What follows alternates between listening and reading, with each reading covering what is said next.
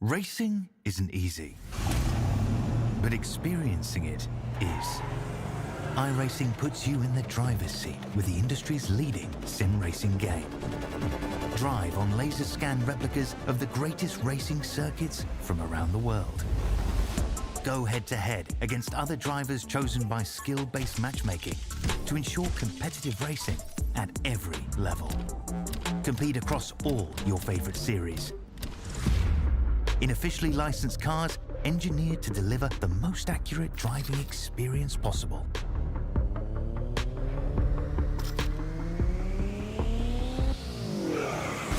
Join a race or host your own with players from across the globe. Race against the computer or in a league with friends. Feel the thrill behind the wheel. Visit iRacing.com.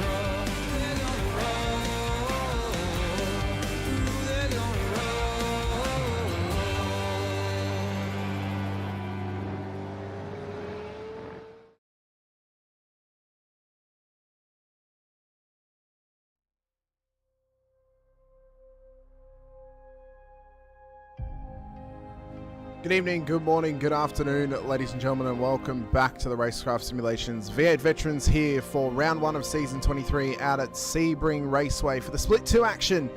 Here this evening, I'm your commentator Hamish Munro, joined this season by the one, the only Brett Fisher of the Albury-Wodonga Karts Club. Brett, great to have you on the show, great to have you here with me as well, and great to have you in for Split 2 this season, having to take the reins from Scotty Gamble. They're big shoes to fill, Brett, but I think you're gonna be up to the task, my friend. What size are they? 13s? Oh, surely. I would say so. I would say they're 13s, surely. Well, g'day everyone. I hope everyone's doing well out there in internet land and all that sort of stuff. Hope we're in for a really good race tonight. The first round at Sebring. It is going to be a cracker, I tell you that now. Strap yourselves in, because this is going to be one hell of a ride. Oh, I mean, 300 Ks around the home of the Sebring 12-hour in Gen 3 supercars. It's going to be an immense test for these drivers here this evening as well. You being one of them, Brett. You raced on Thursday night, so we're going to get... Yep. That's one little thing that we're now going to have here on Split 2, is we're actually going to be able to pull the curtain back a couple of times throughout the race and just ask Brett, how's the race going at this point? How's it feeling? What's the vibe like in the car as a part of this grid? Of course, we've previously been able to do this with Scott in comparison of how it was in Split 1, where now we get the live rendition almost of what it is like in the Split 2 field at this current stage of the season. And as pressure starts to build and drivers start to sort of get themselves into preparation mode for this upcoming season, race 1 being an enduro, it's one that a lot of drivers may not necessarily be as prepared as what they may think, because it's a race that you come into, Brett, and it's a little bit similar to racing at Bathurst with the 1000, where you've got to have that little bit of patience into turn 1, lap 1, because it's a long season ahead, it's a long road ahead, it's a long race ahead, and if you can't take that patience into turn 1, just get the hell out of there and just wait until lap 2 to go for a send, surely. I mean, it's it's one of the classic mentalities to have, but it's one that I think is proven time and time again that it works well for drivers because consistency wins championships. And when Logan Barnett won last season, yes, he won the most races, but he was the most consistent driver in the whole field. He only finished outside the top 10 once, comparatively to everybody else. Yeah, well, I mean, look, you're talking about turn one there before, and I'll tell you now, I think every race that I think all of us do, turn one is one of the biggest question marks that land in your mind when you're heading into turn one on any race. What is going to happen? You know, like I always have a slightly reserved. Well, I try to have a slightly reserved, view of that part of the track. What's going to happen, be ready for anything, try and take evasive action if you need to and stuff like that. And when you arrive there and things go astray, you're sort of half prepared, but you never do know what's going to go happen at turn one on any track. Yeah, I think the upside to this circuit is it's quite open in terms of its runoff. You're not too close to walls, but there are sections where it can test you, especially early on in the race and early on in the lap as well. And it's a circuit very similar to the likes of Road America, where it almost feels like 3 different circuits in one. You've got a little bit of everything here. Of course, it starts out on the main straight, and then you run through turn one.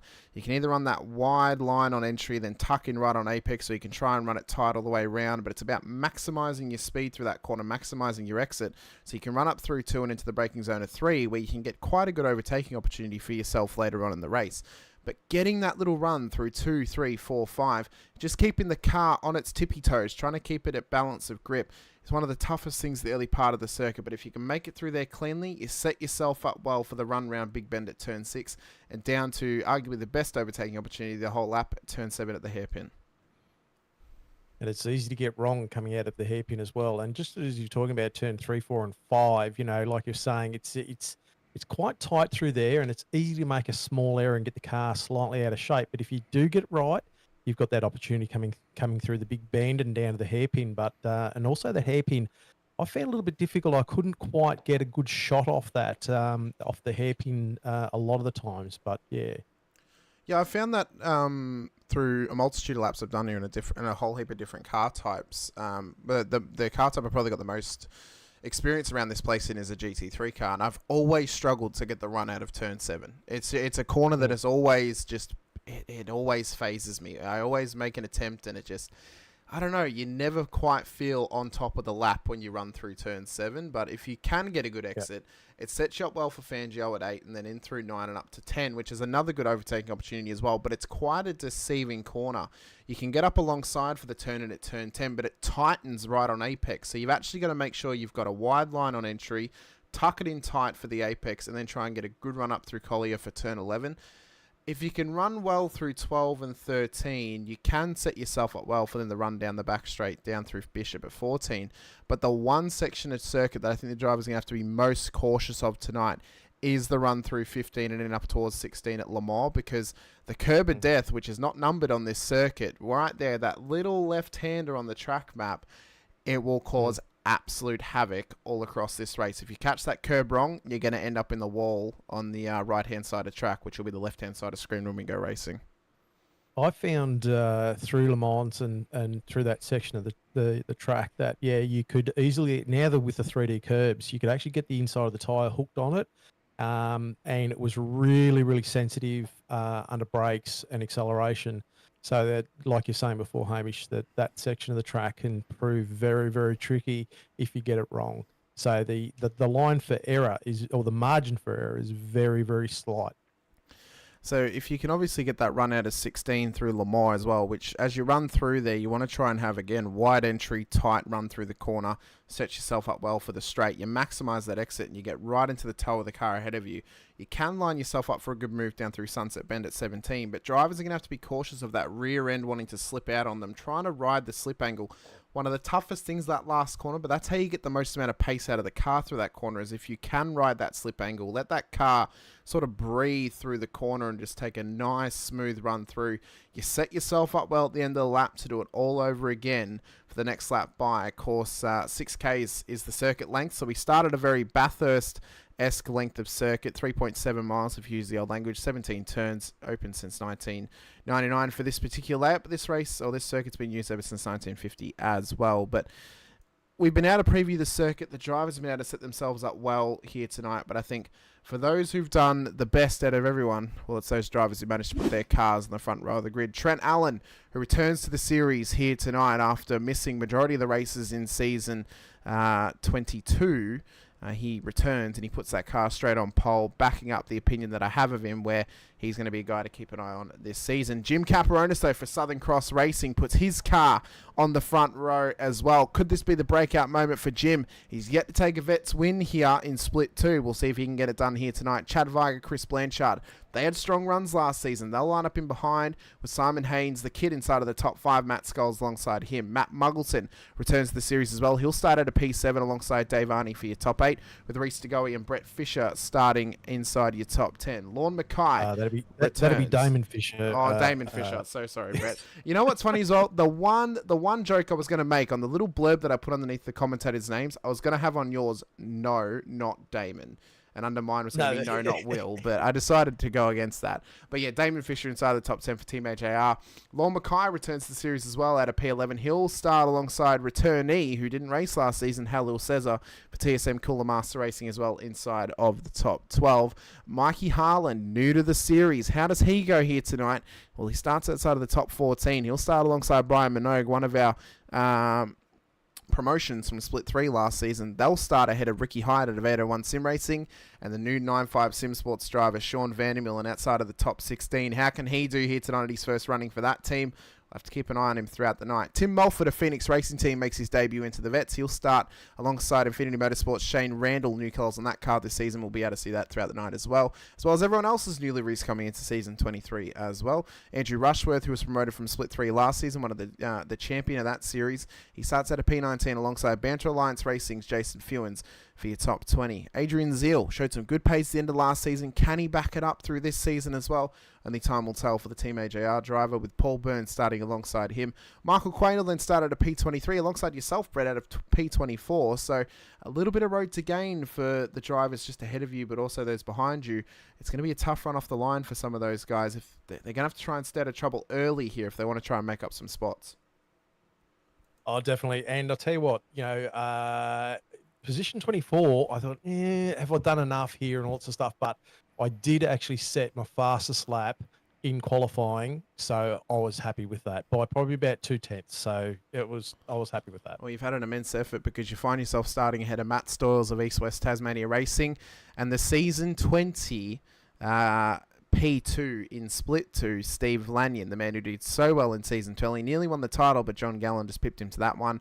Matt Monday, Rick Viger will then start in behind with Jamie Peters now as the lone wolf running at a P29. He'll start alongside Todd Duggan, known inside the league as Todd Dugganetti, for apparently having a pasta business now in New South Wales. So we look forward to seeing how Todd does tonight. He'll make it inside of the top 30. Dirk Lovegrove, Jeremy Bush, Peter Baxter, Michael Schroeder, Mick Clifton and Andrew Hoffman will make up our top 36 cars on the grid, with Alistair Bales, Bretton O'Brien, Scott Weston, Matt McMillan, Troy Sipple, Richard Barella, Sean Cullen, Brett Taylor, Daniel Sheriffs lining up at the back of the field. Our race controllers here this evening being led by David Coleman, Jamie Dykes in there too. I can't remember. I think it was Thomas Freeman who was the safety car driver on Thursday night.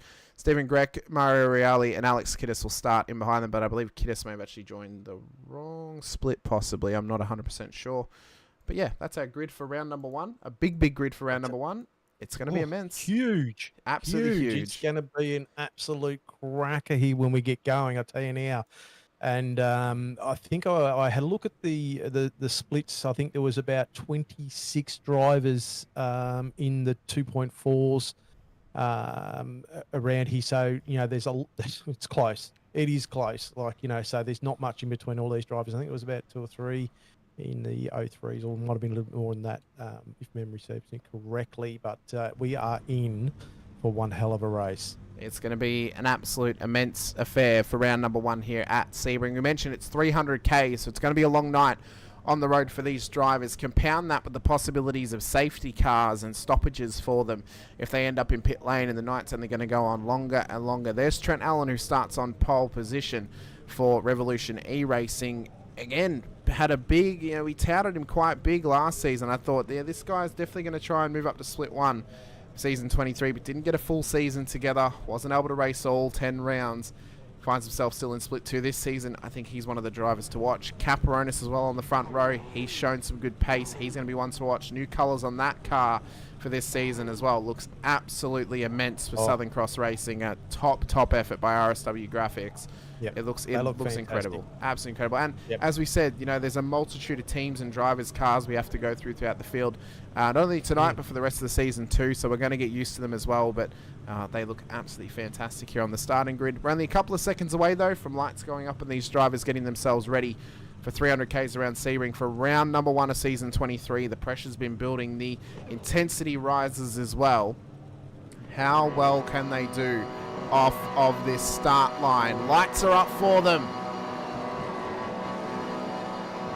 And Sebring is underway. Caperonis has rocketed away off the start line. There's been a stopped car on the main straight, and someone's collected them. I think that might be Andrew Rushworth, as a multitude of cars are getting collected up now. This is going to be an early safety car here, Brett. That is huge. Like, there was cars absolutely everywhere. There's another turner there. Jim got a great start too. He was running alongside Tim Allen there through the first corner. So Jim has definitely brought the special sauce with him. He has. He's found something. Is it the new livery possibly that's found them a couple of extra horsepower? Not 100% sure, but to give the rundown, Lorne Mackay had a technical issue in that Accelerate Sim Racing car on the line. It stalled.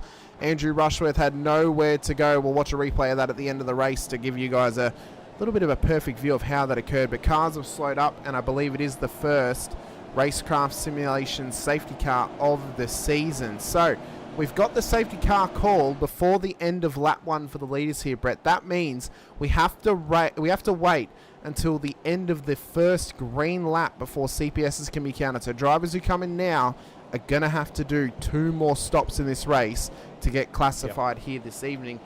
To give the rundown on some of the cars who were involved and got taken out in that moment, Andrew Rushworth, Lorne Mackay, Matt Monday's been involved, Brett Taylor as well. I believe Sean Cullen, Daniel Sheriffs were also caught up in that moment too, as well as Sean Vandermeulen was caught up in a moment at turn 1, and we mentioned Trent Allen as well, who was spun round. So that's not the start to life this season for Sean Vandermeulen that he would have wanted for 9.5 Sim Sports. Same deal for Trent Allen coming back into the series.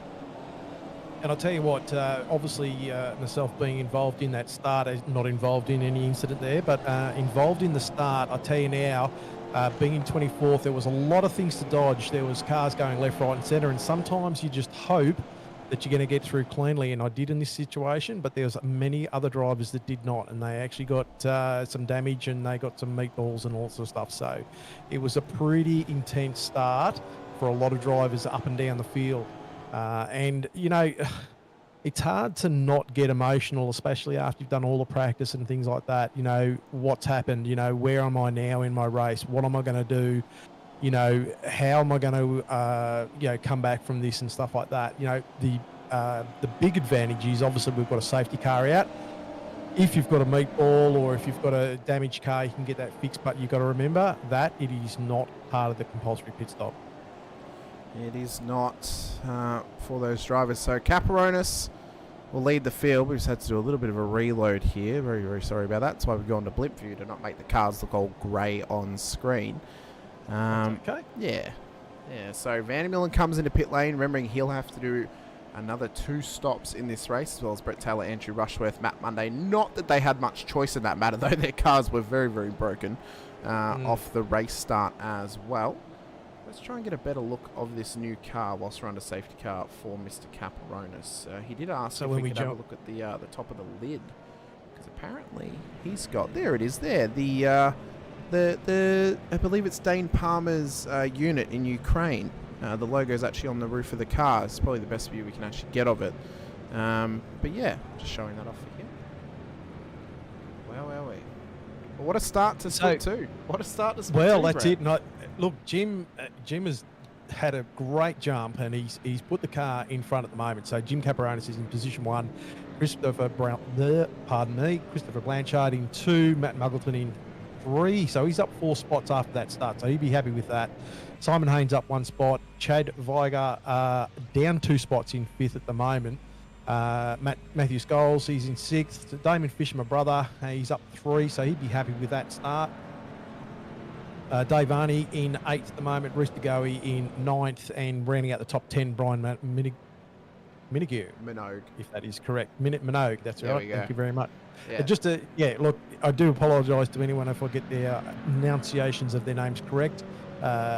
It's okay. It's okay. We had Mr. Gamble for a year, so sorry, Scotty. Yeah, well, that's okay. Yeah. But I just to apologise if I do get people's names incorrect or anything like that. So I will, and I'm quite happy to be corrected as well. Yeah, we're very, very happy to be corrected by drivers out there. Of course, your name is your name. We don't want to mispronounce it. Of course, we want to try and pronounce it correctly as well. That's whilst we're under the safety car, which we need to be cautious we don't miss the restart as well. Let's check out some of these new liveries. So we mentioned SCR running that new car this season as well. Matt Muggleton, there's been a slight change to the Old Mate and Sons car. They've got Pagnini Advanced Simulations back on the side of that car this season. Nice. Good looking car too. Yeah, it's a good look. Nice and bright. Yeah. Angry Birds have gone from the black and blue to the black and red as well. Yeah, right. There we go. Sorry, I really interrupted you, Brett. What was the point you were about to make before I really interrupted? I don't know. It's gone now. And that's what happens when you get a bit older. Things just disappear out of the back. I'll be honest with you. Even at 26, it happens to me as well. So don't worry. It's not an age thing. I think it's just a brain thing. Well, I've got a right to make it an excuse for me now. So that's right. But the Phoenix car's looking great too. I mean, look, there's some fantastic liveries out there. All up and down the field too. So the Phoenix car's looking fantastic. AJR cars looking good as always. They're nice looking the same as last season of the AJR cars. Not much different for those ones, but they're a good looking rig. They look good on track. Still not a fan of the chrome, mind you. But I think the base of the car looks fantastic. And I think when we saw it was the retro version that they ran last year, where it was like the matte or like the semi-gloss version. Oh, it looked immense, Brett. Absolutely immense. I loved it. Yeah, I like how it's nice to have just the a little bit broken up too. You need something to sort of break the car up a little bit too. But I mean, that's just, it comes down to personal preferences there as well. That's right. New colours as well on Shane Randall's Infinity Motorsport car as well. They've now got Blackheart designs on the side of that car. For those who watched the end of the Split 3 broadcast, you would have heard me shouting those guys out after Ray took a win at Sebring for Split 3. It's pretty much just my livery design business. So if anyone wants a livery made, shoot me a message and we'll get you sorted. I believe it's the same deal on Mr. Fewen's car this season. It is. Halil Cesar actually has got a new paint, and this might be one of my favourite cars on the grid, Brett. This thing looks incredible. Good. Absolutely incredible. Whoever made this, and I saw who it was, I can't remember now, I do apologise. This thing looks sick. Nice. That looks phenomenal. Absolutely phenomenal. But safety car still rolls around though, so I believe we'll be going green at the end of this lap as drivers are coming through in and out of pit lane. There is a new livery on your team's cars as well, Brett. Yep. Which I believe you made. Is that correct? Yes, correct. Yep. I've been doing the liveries for the last few seasons, so this is my my one. So all the boys have got something a little bit different. Yeah. Yeah, I did like the reveal video that was done for Shadow Racing. That was very, very cool on the grid of Sebring. That was really sweet. That wasn't easy either to do all that too, because the sort of did it all on a joystick on a game controller. So flying around wasn't real smooth, but anyway, it all what would have been a lot more work, but I think would have been worth it, is if you'd actually somehow transition from last season's liveries to the new liveries whilst you were doing it. Oh yeah. Yep. Yeah, that could have been cool. Hindsight's a wonderful thing, isn't it? Hindsight is a fantastic thing. We mentioned Jamie Peters running as the lone wolf this season. Bygone is his Infinity Motorsports car, and Bygone is the number 950 on the side of his car as well. He's now moved over to running number 48 as the lone wolf. I believe Jamie made himself this livery. That was one of the reasons why he wanted to run as the lone wolf, so he could do his own paint, which very, very fair enough. Looks nice. That looks good. Does the business. Who was that I saw before? I had a new livery Oh, Accelerate Sim Racing, you got new cars. Actually, they've gone for the white base this season. I do prefer it over the black, I must say. I really like it. It stands out, looks the goods. I'm liking the Accelerate cars. Yeah, nice clean lines. The cars, those cars have always looked good. So yeah, fantastic. Yeah, they look incredible. Peter Baxter as well, new coast to coast retro-esque livery for him. Of course, they like to run some retros for their season liveries. So, of course, based on the old 2005 or 2004 Paul Bull Racing Super Cheap Auto cars is that one. And then we'll run through the rest of them throughout the race. But safety car is going to be coming in at the end of this lap. So we're getting our first green lap next time by. If we survive without a safety car, that is then when the compulsory pit stop window will open. And for those who aren't aware of what that rule is, if a safety car is called before the commencement of lap 2, it means that the CPS window extends to the next available end of green lap. So, for example, if it hadn't been called on lap 1 and then called on lap 2, that would then be an acceptable CPS period because the leader would have run a clean green lap before the safety car was called. So, as it pulls away, we prepare for green flag running and we prepare for the, hopefully, first full green lap of season 23 here in split 3 and split 2. Come quite away from the cleanest split of last season, Brett, to then immediately in round 1 having about a 7-car pile up before turn 1. Oh yeah. And last year was a really clean run. It was actually really good. It was pretty good. But I mean, hey, got the rest of the season to untangle or tangle stuff up. So right. We'll see how we'll see how all this rolls. Jim's just put the foot to the floor in his way. Got a nice little jump there away as he comes through Sunset onto the front straight there. So he's got a crack on it. He's got a jump there, so that'll be helping him out, take the pressure off into turn 1 anyway, and see the gaggle of cars coming through the end of Sunset now. He's done incredibly well for that restart. Blanchy's gone right with him off of this restart, lap 4 of 42. So as I said, if we survive this lap without a safety car, this will then be the start of the compulsory pit stop window for the drivers. So we'll see how that pans out for them. A critical lap was around about lap 15, depending on their usage here tonight. So they've actually gotten some free laps down. If they were saving, Brett, they could have possibly actually saved as much as a full lap worth of fuel, which could pay dividends later in the race, seeing as it means drivers could take 5 litres less across both of their stops here this evening if they've managed to do so. Yeah, I clutched all the way through that safety car period as much as I could. So, yeah, I was right onto that. We see Blanchard and Muggleton closed right up after that start of Jim, so he hasn't got away too far with that. So the boys are right up on his ginger there. Simon Haynes not too far away either. He's only just shy of a second behind them, so they should actually manage to actually gather that up as long as they keep their noses clean there. Keep their toes dry and don't dip them too far into the pool, and they should end up okay. So, but I mean, this is good signs for Simon. I mean, he's struggled for periods of last season and the season prior, but he's had some absolutely phenomenal breakout moments as well. And I think if he can have a good start here tonight, keep this car inside of the top 10, probably the perfect way he could hope to start the season. Even if he drops a couple of spots as a net loss across the race, if he can keep it inside the top 10, you couldn't really ask for a better way to start the season, surely. Well, that's right, yeah. I mean, and Simon is one of those drivers that he's a racer. I mean, we're all racers, but you've got races and you've got races. And there's no backing off for Simon. He wants to actually be there in the action all the time and actually just take it to the guy in front of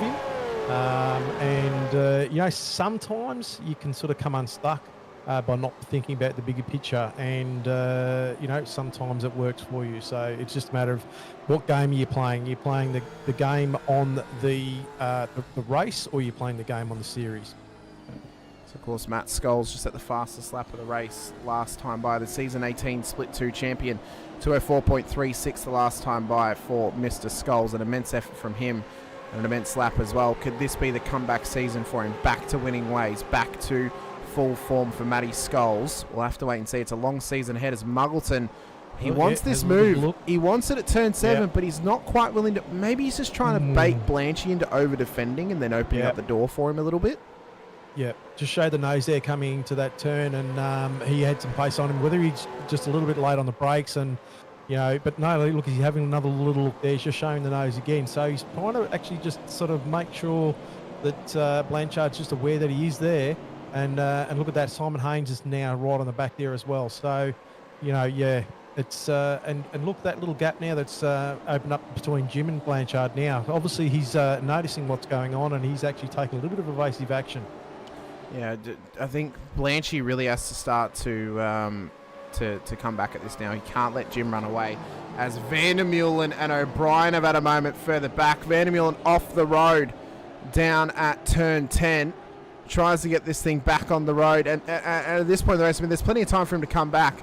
But is it almost a write-off for round one for Vandermeulen? Does he maybe just need to, self-reflect, try and get it to the end, and then come back at Bathurst next week, refocus and push on and try and salvage something at this point of the season? Look, as a driver, you never write anything off, and anything is possible. You always keep your head down and keep firing away. Who we got here running? Blanchard and Muggleton. They're running wide at the final turn. I have to wonder if they maybe had it coming together, because Blanchy's having to come into pit lane, and there's big damage on that car. Huge damage on that car. So that's really fortunate that he was right there at the entry pit lane. So that's good and bad in some respects. But we've got another car up on the inside there. Yeah, that was Fewens. Oh, it's getting tight here. Two of the SLS boys have reached to go in. Brian Minogue. Fewens wants a line and a pass on Shane Randall. This is for P10 on the road. So these guys have had a good sort of gain off of that those lap one incidents that happened on the main straight and off the exit of turn 1. So these guys now find themselves fighting for a top 10 spot.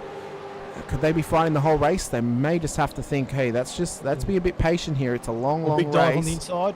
Fewens. Yeah, he's got himself right up there. Can he get this done? A bit of a door, but a good move. Yeah, but can he hold on? He would have lost a little bit of speed out of that corner coming just to try and sort of keep the car away from... sorry, gone blank there for a second. But no, he's managed to pull that... Thank you. He's managed to hold that off, so he's done... That was a good pass. Look at this bit of 801 sim racing teamwork on Halil Cesar. Burns gets through. Ricky Hyde, can he do it just yet? I don't know. Cesar's been caught on the outside. Hyde gets through. Great job from them to make that move done. So good teamwork here from a couple of drivers, of Minogue and DeGoey further up, and then of Burns and Hyde just outside of the top 10. So watch them all to start working together to try and fight their way forward. Sorry, Hamish. That's a really hot little pack there, between 11th and right up to probably about 15th, 16th. That was pretty intense. As we look at another move here, this is a tight one. Is it a bit of over-under here? Mikey Harlan and Michael Quain. Unfortunately, Mikey's livery's been censored. Oh, actually, we've had because this gets pretty hot here. Yeah, it does. Unfortunately for Mikey, I'm sorry, Mikey, but your livery's had to be censored. For split 2 tonight. I do apologise. So Quainy's gone on the inside here through Sunset, but Quainy's just pulled up on the inside of him, and are they going to rub a little bit there? I tell you, I was sitting in the box seat here, and I thought, oh, geez, Quainy's just come out a little bit slow out of this corner. I thought, oh, well, I might as well send it up the inside and see how I go here. And I'll tell you what, a little bit of a rub there. We've come together. It's a bit more than just the coming together, Brett. You guys have just had a little bit of a tussle in a back alley. I mean, you're having a good little punch on at this point. Oh, yeah. Look, it was good that we were both able to sort of keep on keeping on there. But, it was pretty intense there for a couple of seconds. And unfortunately, we both lost a few places there. So it's one of those things in racing, isn't it? You come together at one point, then you might drop back, but you just got to keep on going. I mean, we're lap 7 of 42. It's still a long, long way to go in this race. We've still got pit stops to happen, possibly more safety cars as well. It's it's one of those things. It's racing. It happens. It is racing. Yep. I'll tell you a quick shout out to my brother Damon. Now he's in 5th at the moment. He's come up 5 spots. And look, his practice times have been absolutely lightning. He is going really, really well. He just needs to actually start and finish races. He's got it all there. And I'll tell you what, he has been in Split 1, I think 2 seasons ago, and he could be a Split 1 driver. He just needs to be able to sort of a little bit of wobbling there from Reese. But he just needs to be able to complete races, and I think he'll start and really kick some goals.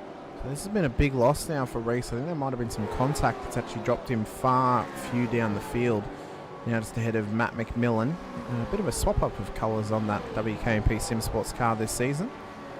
That almost looks like Baldock's been in the paint booth. Made that all blue for him. So. I did put the challenge out there that Baldock should have to race in the Camaro this season, since John did a Mustang season quite a few seasons ago. I think all's fair. I think it's time for Baldock to try it in the General Motors section of things as Minot comes into pit lane as well. So a couple of first pit stops here, very early pit stops though, Brett. I mean, this place can chew tyres at the best of times. Don't particularly want to be going on too long of a run if you can help it. I suppose maybe they feel they can keep the tyres in check at this point of the race. But that is a pretty early stop, and we don't know why 100%, but obviously they've made their choice, and to see what happens.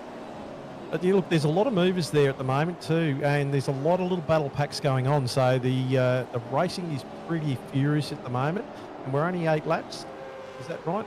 Yeah, we're lap 8. We're lap 8 Sorry. of 42. I mean, it is like we're going by quick and fast. The laps are not going down quick and fast though, but there's a heap of incidents that are occurring. Ooh. So we have to hope at this point as Steve Lanyon starts to put some pressure now on Jamie Peters. Good to see Lanyon back in the series as well, back in the field. Of course, harvest is over, so hopefully he can now put a hard push on finally claiming that Split 2 title that he missed out on just under a year ago. So hopefully he can do it. Michael Schroeder just in behind him as well. We know what Schroeder can do, former Split 1 driver. He'll just be trying to fight his way through the field here tonight, try and get a solid start, a solid groundwork to his season. And I suppose as well, Brett, one thing to make is if you miss out on the top 10 in round 1, it's not season over. We know how chaotic and challenging it be. We got Bathurst next week. Anyone could finish in the top 10 there. I mean, it is literally a track that will make or claim your season. So there's plenty of time to come back if you don't make the top 10 in round 1. Plenty of time to try and fight your way forward. It's not necessarily... Jim may be 3.6 seconds ahead right now. It's not necessarily going to be like Logan Barnett last season, winning 7 races out of the season and nearly claiming the title prior to the final round. I mean, it's not always going to be like that. I think compounded with that as well, the fact that there's been no demotions from Split 1 to come in. All these guys, apart from the new guys who've come in, and apart from those who've been promoted from Split 3, all of these guys raced together last season. So they're aware of how they act on track. They're aware of how they race. And I think as well, the more you race with the same crowd, the more used to it you get, but the better the racing gets as well, because you all have an understanding of how everyone races and how everyone drives and defends and attacks. So I think it's a bonus for this season at least. There's been none of those demotions, because I think it's actually going to give us an absolutely cracking season where it's almost a season 22.2. This is almost 2.0 of last season. We've lost some drivers, but we've gained a couple. But the majority of the field is the exact same as last season, and I'm all here for it. Yeah, definitely. And the thing is, like you touched before, is that you know who you're driving around, and you sort of get to know how they drive and things like that. But also there's a few newies in the mix as well, so we've got to figure out where they sit amongst it as well, and see what they're like as a racer and everything like that. And a little bit of a lock up there. Ooh, that was from Halil Cesar. Yeah. Very lucky not to collect them. Needs to be careful though. Does not want to be susceptible to the debutant Mikey Harland.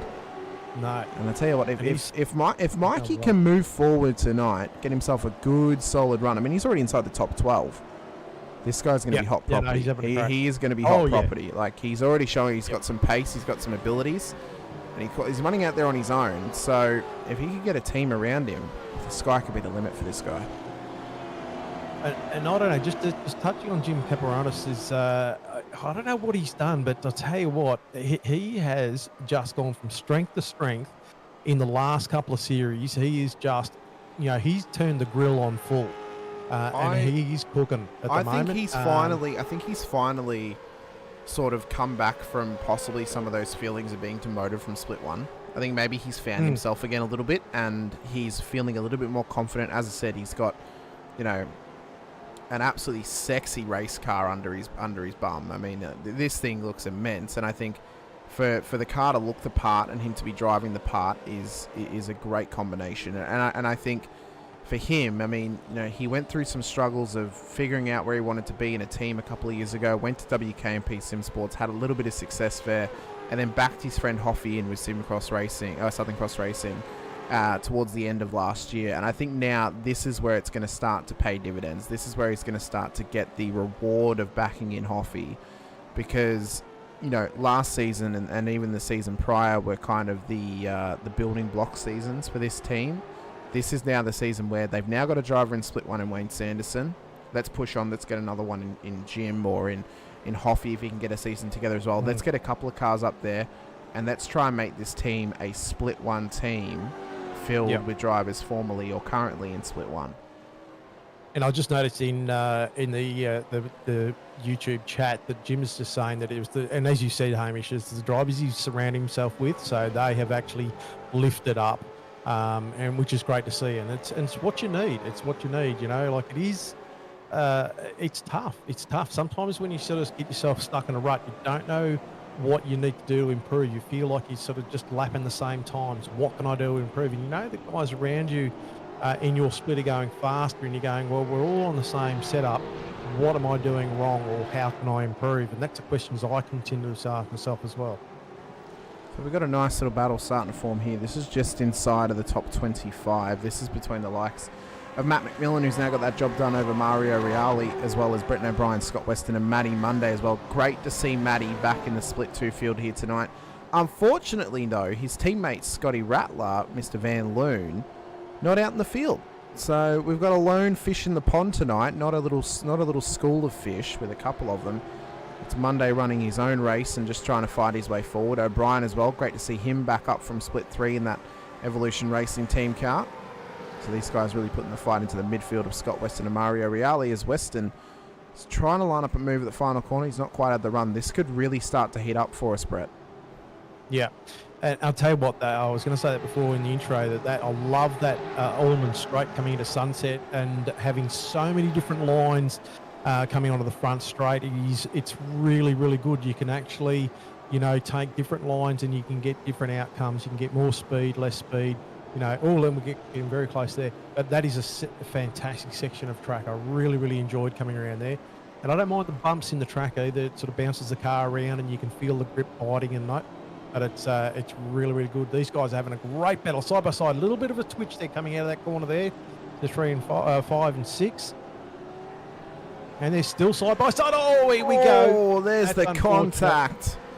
Oh, yeah, Weston backs it off the road. Yeah, we often say hold your brakes, but I think for Weston there, that was the smart play. Just back it off the road, get it out of the way. Yeah, no one was coming just yet, and just plant the foot. So that worked out pretty reasonably well. We'll see what race control say about it, and if any of them's going to be copping a penalty for that moment as well. But I mean, a great battle on hand for us here, and it's really starting to intensify for these drivers now, especially up inside of the top 10. Are we right on board with your brother Damon Fisher? I feel like I've just given you free air now just to give the opposite of plaudits to Damon here, Brett. I feel we have an opportunity now for you just to slag him on the microphone every single week if you would wish. No, I don't want to do that. No. He's good. He's, you know, look, I have actually always been a little bit faster than Damon in the sim. But, you know, Damon's spending some solid time in the sim, and he's getting quicker and quicker and more consistent. And I'll tell you now, as I said, he's driving his nuts off right about now. And as he comes down that front straight, having a look on the inside here, see what he can do here. Is he going to be able to stick that move? That's a great move on Matty Skulls. Yeah. Still side by side. It's still side by side. See what comes through here. No, still side by side. So really, really good driving with great awareness from these guys. Hopefully we can come out unscathed other than that from that last incident. Dave Arney wants to get into it too. Impressive. He wants it. That's what's going to happen, isn't it? Yeah. It's so inviting for someone else to come through, and then what's happened. Dave Arney's gone on the inside. Now Dave Arney's trying to have a look on the inside as well. This is pretty lean, very lean. Oh! Down at turn 7. What happens? Yeah, you could feel it coming, couldn't you? I mean, you can only go side by side. And look at that, poor Vandermeulen getting caught up again. Your heart has to break for Sean at this point. That is just an unfortunate moment for him. Nowhere he could go to avoid that one. But yeah, that's just unfortunate for Dave and Matty. Oh, and it's so hard too because look, in these cars, I'm finding, and other drivers might find it different, but I'm finding very hard to pass. It's hard to sort of, I'm probably lacking a little bit of confidence in the braking and stuff like that. But in a situation like that, like Dave's just taken the opportunity and he's just gone, how things are happening here. He's slid up the inside, and it's those decisions, can sometimes come off and sometimes not work for you, But that's what we do. We're racers. We're not here to follow each other around and say, well done. It's we've got to test ourselves. We do as we ride with Todd Duggan. Of course, change of livery for that team this season after the departure of Sean Vandermillen. They've now got the self-sponsored livery by Nova Sim Sports. Of course, another Split 1 driver now in their team of Stacey Boyd. Great to see Stacey up into Split 1 this season. We'll see how well that our previous resident American does now. Split 1's resident American does for that team as well, and how Todd can do this season too as almost the Lone Ranger for Nova Sim Sports. He wants to try and get a move on Rick Viger. These guys have tangled many, many times in Split 2. Of course, rivals for a season or so. And they continue this battle, even though it is, a bit deeper in the field here, Brett. I mean, this is one of the good measuring sticks I like to pull out of. This is where the measurement system has changed and everyone's kind of dropped down the pecking order. It's where you are. It's where the numbers lie. These guys are still as fast as each other, but you look, nearly 10 seasons ago, this was the top level of Split 2. Like, this is where is where P1 and P2 were, and how that's now all drastically changed. And you only need a few things to happen during your race, and you're still around guys that are actually running the same sort of lap times as yourself. So it's, you know what I mean? Like, it's hard.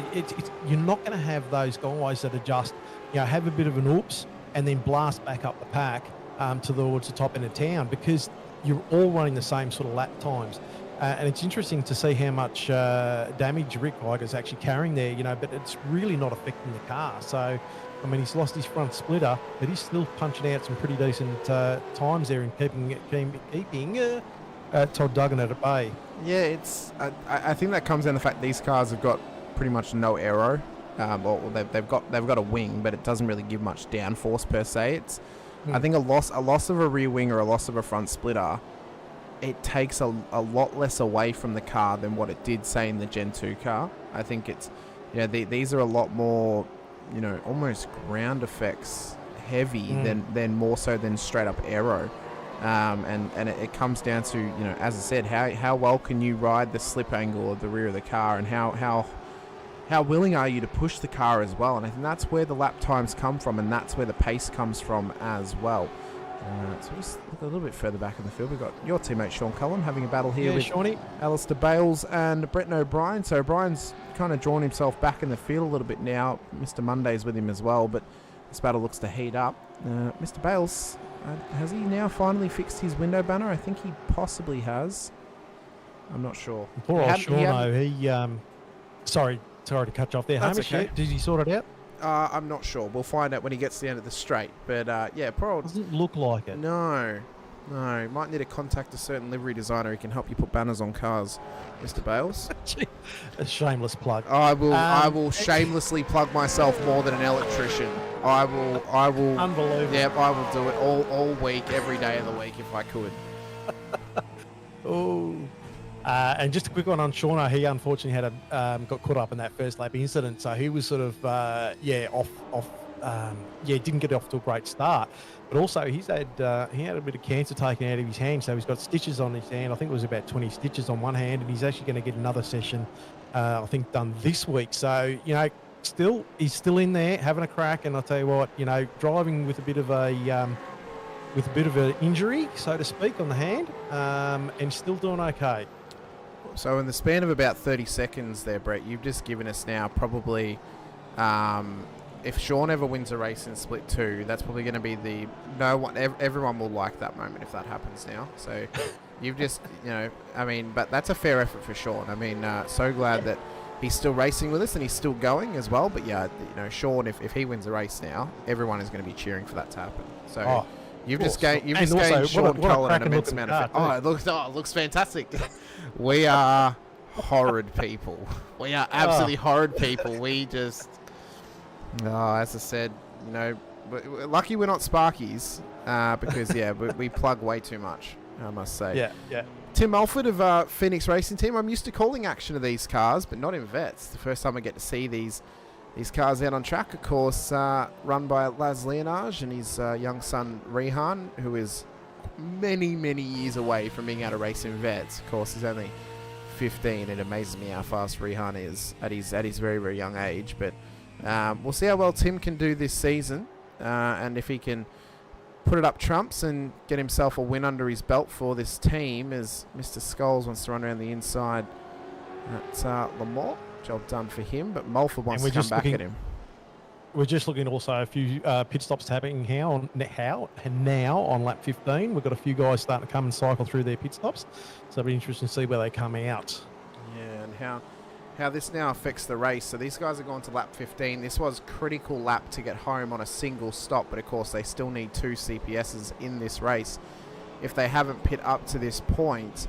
But we would expect them to now be able to go to around about lap 17, I think, is if they save the laps worth of fuel under the safety car, is now the new limit to that, what they can go to before they run out. Previously it would have been to lap 16, I do believe. So, you know, if they're willing to, they can push it that lap longer, and they can take that lap's less worth of fuel, which will then help their run home. So, you know, if you come in and say you want to do the split of, which I think is roughly 63 litres, you could change that to 58. Still take 63 on your second stop, and all of a sudden you've gained, I think it's 2.3 litres per second fill, so you've saved about 2 seconds in the pit stop. And don't forget, we also had that safety car for the first couple of laps too, so that's going to extend them out a little bit further as well. So I think I did see 1 or 2 drivers pit on about lap 18, so they really extended that. Yeah, so they managed to push it out just that little bit further, as I believe Todd Duggan had a moment there, but he's kept it going, it seems. So maybe just a minor spin for Todd. Good to see him back out in the field this season as well. Hopefully he can continue his nice run forward. As for Matty Scholes and Tim Mulford, this battle continues on now. So for Tim, who's multiple-time race winner elsewhere, and for Matty, who's a multiple-time race winner here in Split 2, Tim's, he's a little bit far away from getting a teammate in this series, I do believe. I think from the drivers that I know of in Phoenix Racing Team, and if Laz is watching, please correct me, Laz, I think the only one who's probably close enough to 40 who still races the supercar might be Steve Vella, quite possibly. So, I think Phoenix, and the same with TTR, they're going to be the kind of teams that'll be filling the vets grid probably in about 3 or 5 years' time, once all those drivers are of age for this series. Think about how intense it's going to be in Split 1 of vets, Brett, when we've got the likes of Madison Down and James Scott and Dylan Rudd of age to be able to race in this series. I mean, it would be absolutely incredible. But bloody young whippersnappers. Quite a long while away. I think James Scott is actually of ages with me, so he'd be the same time I could race vets. So still a fair while away as Mikey Harland. And if I'm still racing by then, I'll be there'll be 10 splits of vets by that point, I'm sure. I mean, hands full of arthritis and all that sort of stuff. Be lucky to hold a bloody wheel. We'll have the age championships up to above 90 by then.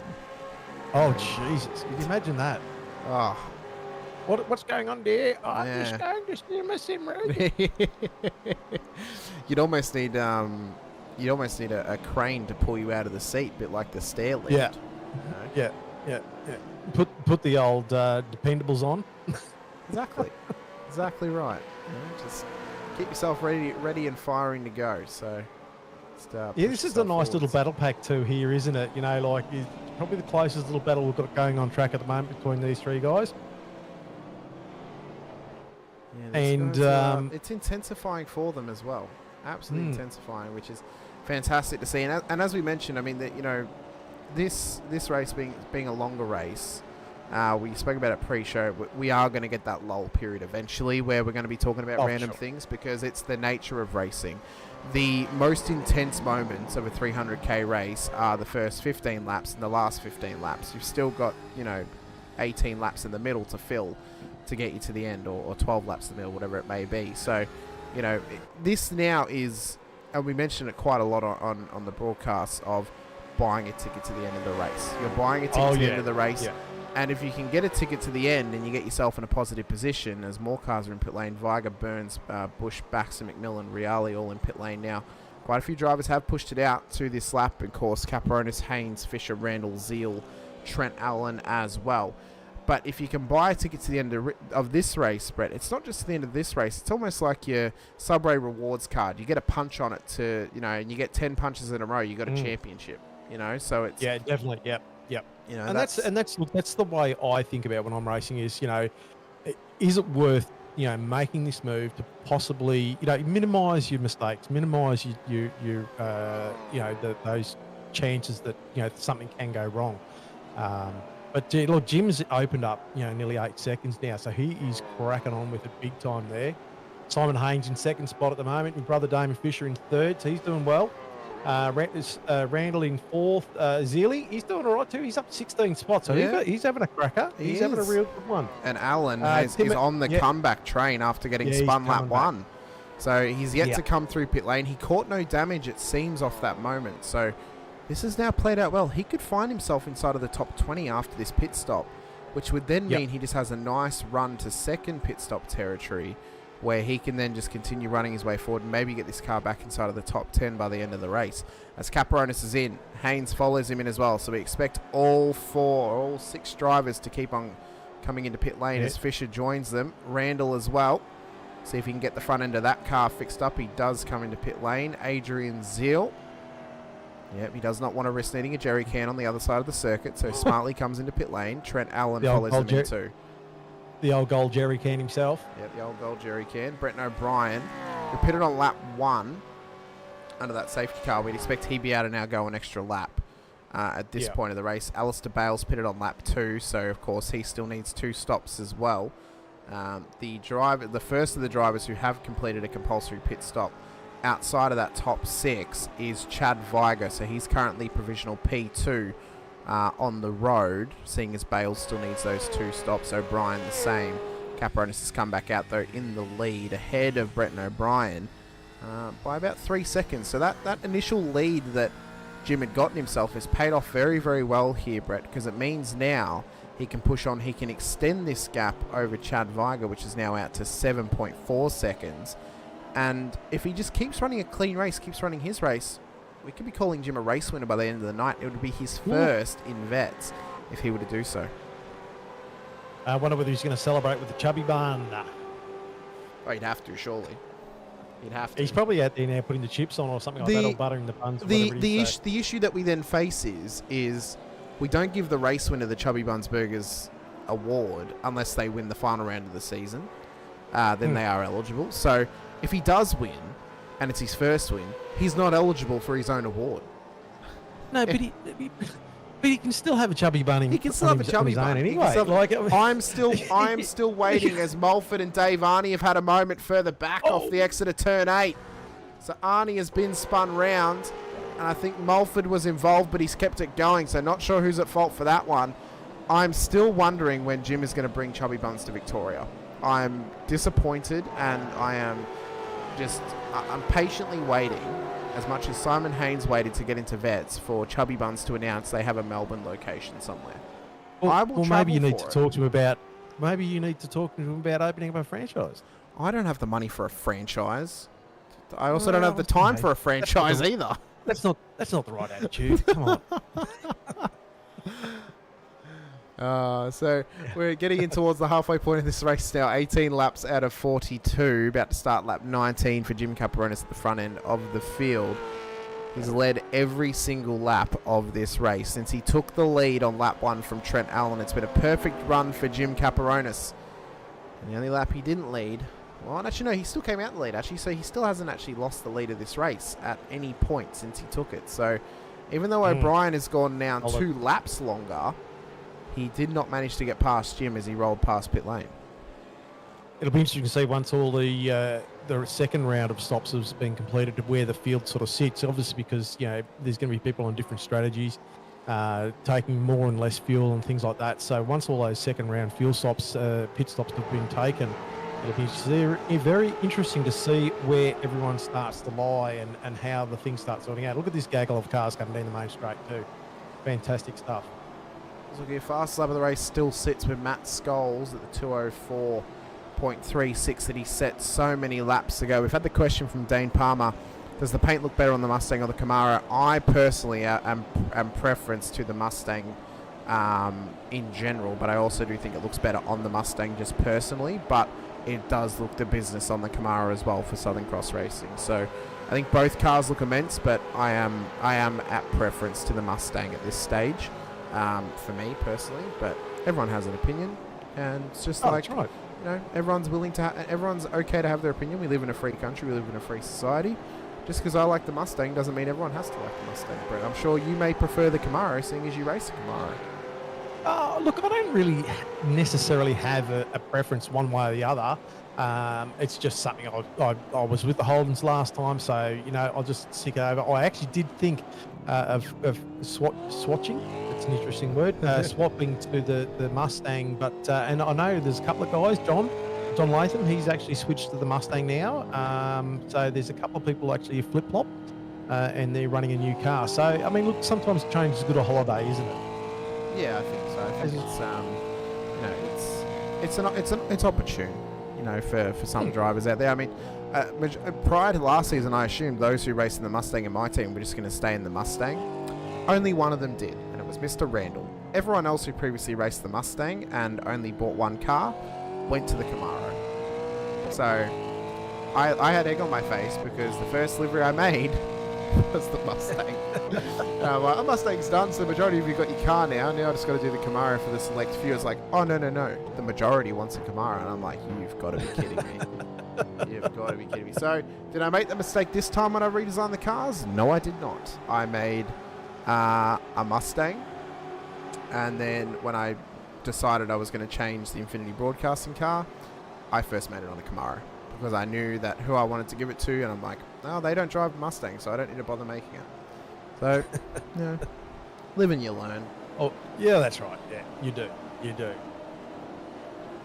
So at this point of the race, pit stops have been completed for majority of the drivers. Now, again, there are some who pitted on lap 2 or lap 1 and still need another stop, those being Brent O'Brien, who's going to have to do 3 stops. But the beauty of it is his 2 stops that he can now do are going to be a lot shorter than those who've already previously come in.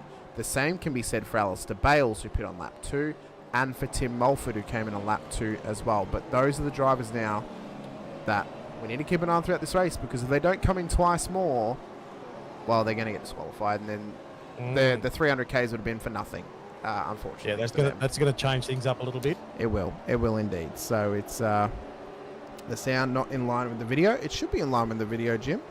Some cameras may have a separate track microphone. They might be in a different spot. I'm not sure, but sounds fine for me, at least on my end. So hopefully it's sounding fine on the YouTube as well. But, I mean, you know, halfway through the race now, Brett, I mean, you're getting into your rhythm at this point of the race. What's the thought process inside of the car? I mean, is it you're just trying to cut laps and get to your next stop, make up some positions when you can, or is it you're trying to push on at this point? Don't crash, yeah. Don't crash. So, look, at this point of the race, you know, like, so we're 21 laps in. We've done our first pit stop. We've probably made a couple of errors. You know, we're trying to sort of preserve the tyres. Just drive conservative. I find, look, everyone's different, but I tend to sort of go into a little bit of conservative mode as I'm driving. You know, like, I want to get to the end of the race, because I know that if I destroy my race early or wipe myself out, you know, it's hard to come back from. So, you know, I started in 24th. You know, my goals for any race is to sort of try and finish in the top half at least. You know, like, I'm a realist. I know where my time's at. You know, like, I'm not the fastest guy out there. So I want to sort of, you know, slowly improve if I can. If I can get anything above that, you know, go to the top 15, top 10, happy days. You know, that's great. But this stage is, you know, I'm trying to sort of feel what the car's doing. make myself aware of the changes the car's going through as instead of getting light on fuel and things like that. Try and also, while I'm out there, learn from drivers around me that are a little bit faster or whatever. Is there a better line to take and things like that? You know, just trying to sort of slowly improve as the race goes on. Yeah, there's all those sort of things that go through your head, you know, and especially if you're right up on someone, you know, are you going to be able to make a move on them? Can you, you know, are you going to force yourself into an error? You know, yeah. So there's all those sort of things going through your mind. But I think the long term for me is that I want to, you know, I want to celebrate a decent championship at the end of the day, not just one race. Yeah, I think if you can put a complete championship together, more so than possibly having, you know, one good race and 9 mediocre other ones, I think that's, again, where you can build upon a championship or you can build upon a season. And if your aim's to get into the top half of the split, I mean, the first tick of the box should be make every single race. Because if you can make every single race, you're already doing more than what some drivers are able to do. Because not everyone can race every week. So it means that there is natural digression in their position in the standings. So if you can make all 10 races, you're ticking boxes already. If you can have clean runs in the majority of those races, you're also having, you know, a positive run as well. I think you'll be, you know, it's quite interesting that someone can finish, say, P20 every single round. They won't end up P20 in the championship. They'll end up like up towards the top 10 because they've had a consistent championship. They've always got points. They've, you know, you take into consideration, did they get any penalties? You could maybe say on average every driver gets maybe 5 penalty points per season. Give or take 5 points, I mean, it's still a pretty decent run. And sometimes it gives us those surprise packages as well, where you don't expect a driver to be in the top 10 of the championship, but it's, well, actually, they ran around about the top 15 all season, and they ran every single race. There's always going to be opportunity for them to get points, and they're consistently doing it. So because they're consistently doing it, and other drivers have had some poor runs, they've naturally gotten past them in the standings. Yeah, exactly. And that's the thing is, you know, like, and that's what I was talking about before, is that, you know, are you a racer that wants to win races? I mean, look, we all want to win races. There's no two ways about that. But there's things that are achievable, and there's things that are kind of outside of our grasp, you know, and we can push a little bit harder than what we probably out of our comfort zone, out of our, and make those small mistakes. So they're the choices you have to make live on the track, you know. Do we make a brake adjustment here? Do we, you know, like when you're right up on someone's back, you know, how hard do you push? Do you try and force them in a mistake, you know, or do you, you know, overdrive the car yourself to try and make a pass? You know, they're all those things you know you consider at the time. You know, I mean, look, and not to pick on anyone in particular, but Simon Haynes and I had a chat last season, you know, and we sort of like talked about. And Simon said to me, don't quote me, this is not verbatim, but you know, like he likes to attack. He wants to be up there. He wants to sort of get those positions. So he will push, but sometimes he comes unstuck because of that. You know, and that is the result of, you know, slightly making a mistake or overdriving the car or whatever. He's a quick driver. You know, there's a lot of quick drivers out there, but like we were saying before, is that can you make that decision which will affect the rest of your championship, you know? And that's not a dig on Simon. Simon's a fast driver, you know? I think he's a fast driver. He's a very, very talented driver, but I think there are some cases where certain drivers sometimes fail to see past their visor, and they think outside of their helmet of where does my championship sit? And, you know, sometimes as well, that's where then the benefit of some drivers having a spotter can play to their advantage, because the spotter can be there and just be like, it's okay, you know, just take your time, take it easy, we've got a lot of time in this race to make up, you don't need to push so hard just yet. And obviously the more time you then spend with your spotter or your race director in their chair with them. Wouldn't it be nice to have a spotter? No, just ask Shane Randall. He gets a spotter every week.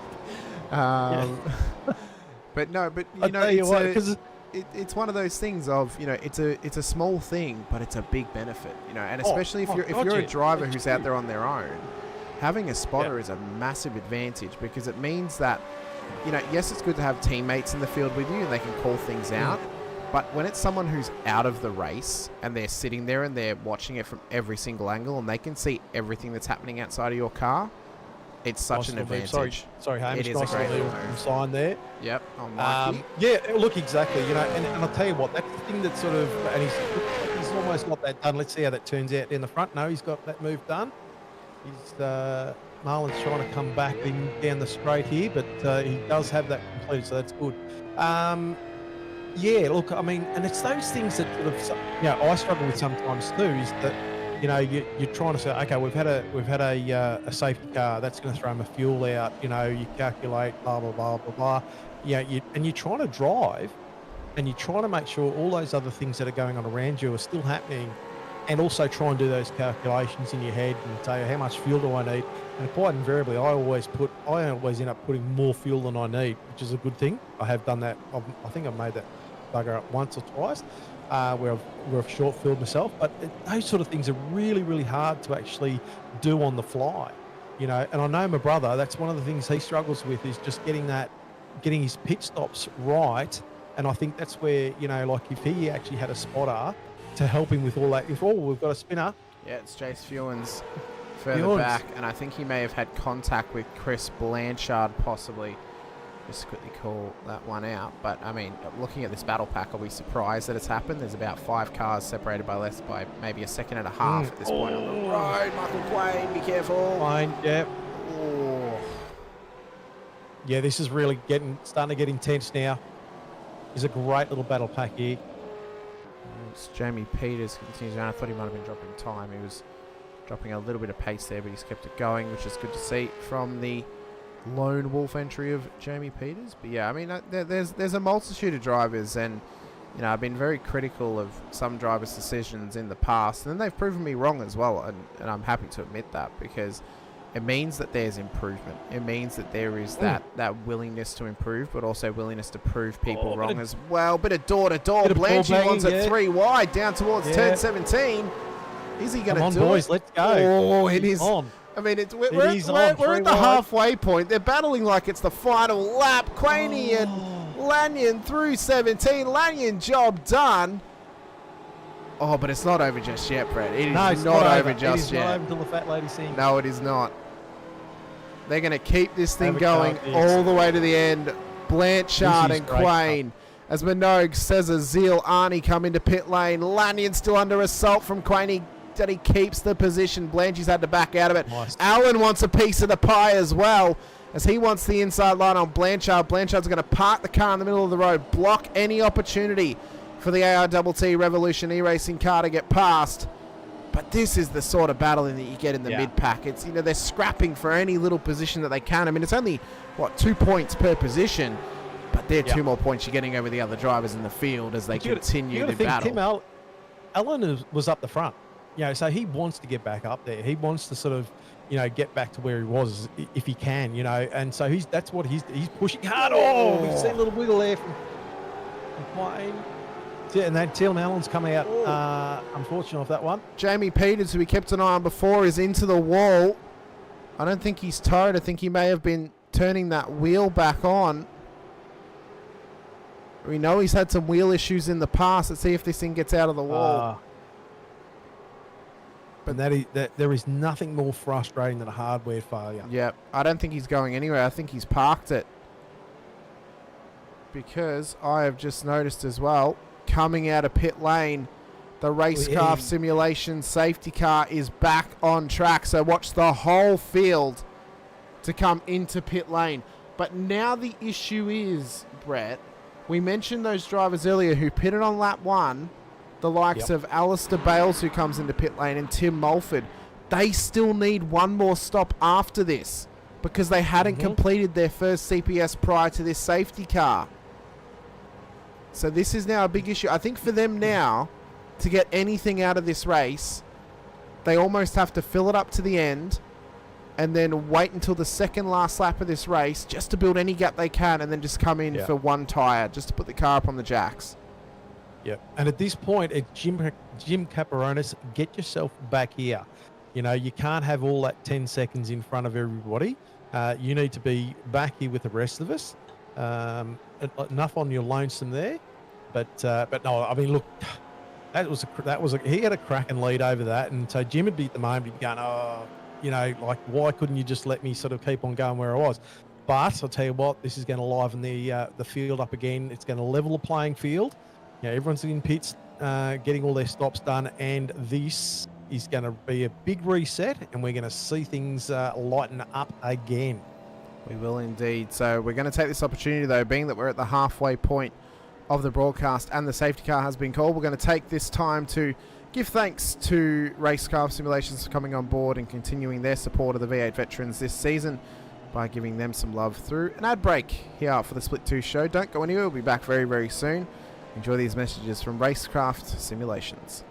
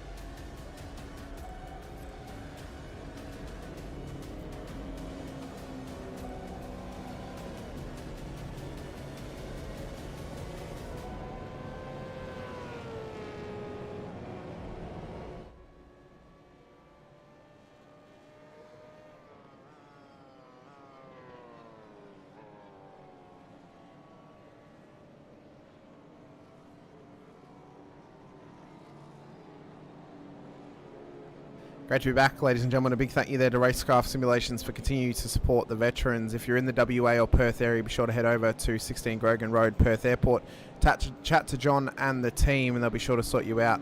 If you've got the spare dosh, well, maybe even buy yourself that PT1. It's an epic-looking rig, and it's one that I think would find a place in anyone's homes, especially a sim racing fan.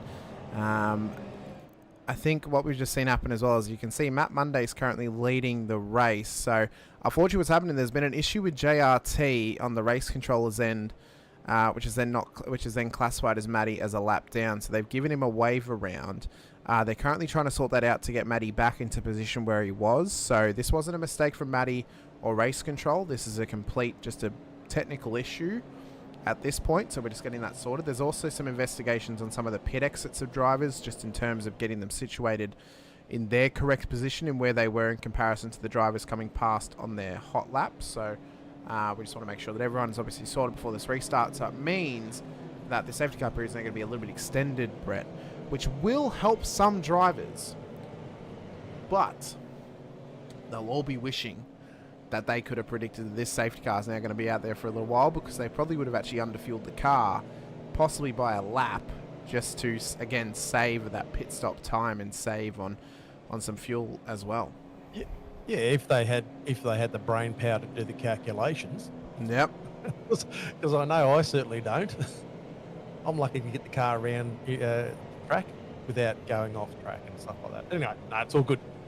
But that's part of racing, and I think what I was talking about before too is that you know, there's things that you need to improve on and develop to get better in your racing career and stuff like that, and that's a part of it. You know, understanding the pit stops, understanding the refueling, how to save fuel, and things like that. And each of us are good at certain things, but we can also get better at other things. And I know for myself, that's one thing that I need to get better at, is probably a bit of fuel calculation and knowing. I mean, just when you see some of these split one guys who, you know, they've got like 0.5 of a litre as they cross the start finish line, or having to slightly fuel save for the last lap and stuff like that, you know, those guys have got it pretty much on the money.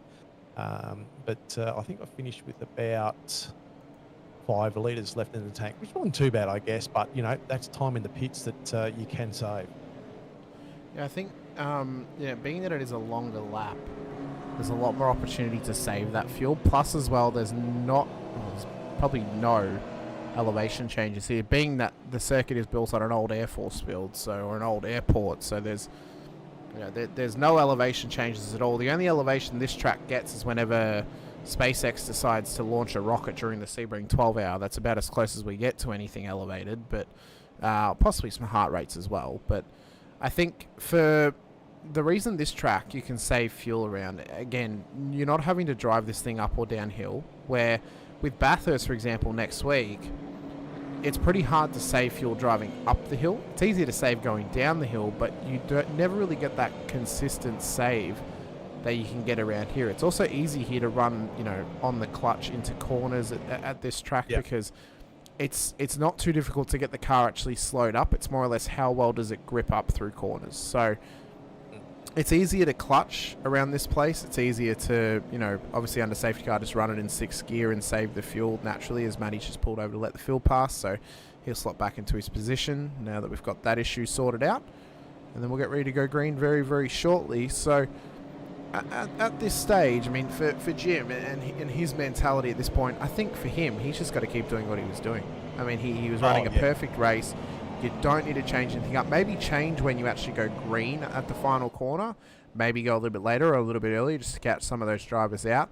That way, then you can set yourself up well to build an initial gap, get yourself out of the tow range. So by the time you get around to the back straight, there's no one there that can really hook up on the back of you, and you can just continue to drive away. And I think that's now what needs to be the plan for Jim going into this next stage of the race, because realistically we're coming into the second half. It's the final act, and if, you know, he'll be hoping and praying we don't get another safety car, because that will mean again he can build that gap, keep himself from being under pressure, and then push on and get himself a race win to start out the season, which I think everyone can admit, perfect way to start your season is with a race win. I mean, there's no better feeling.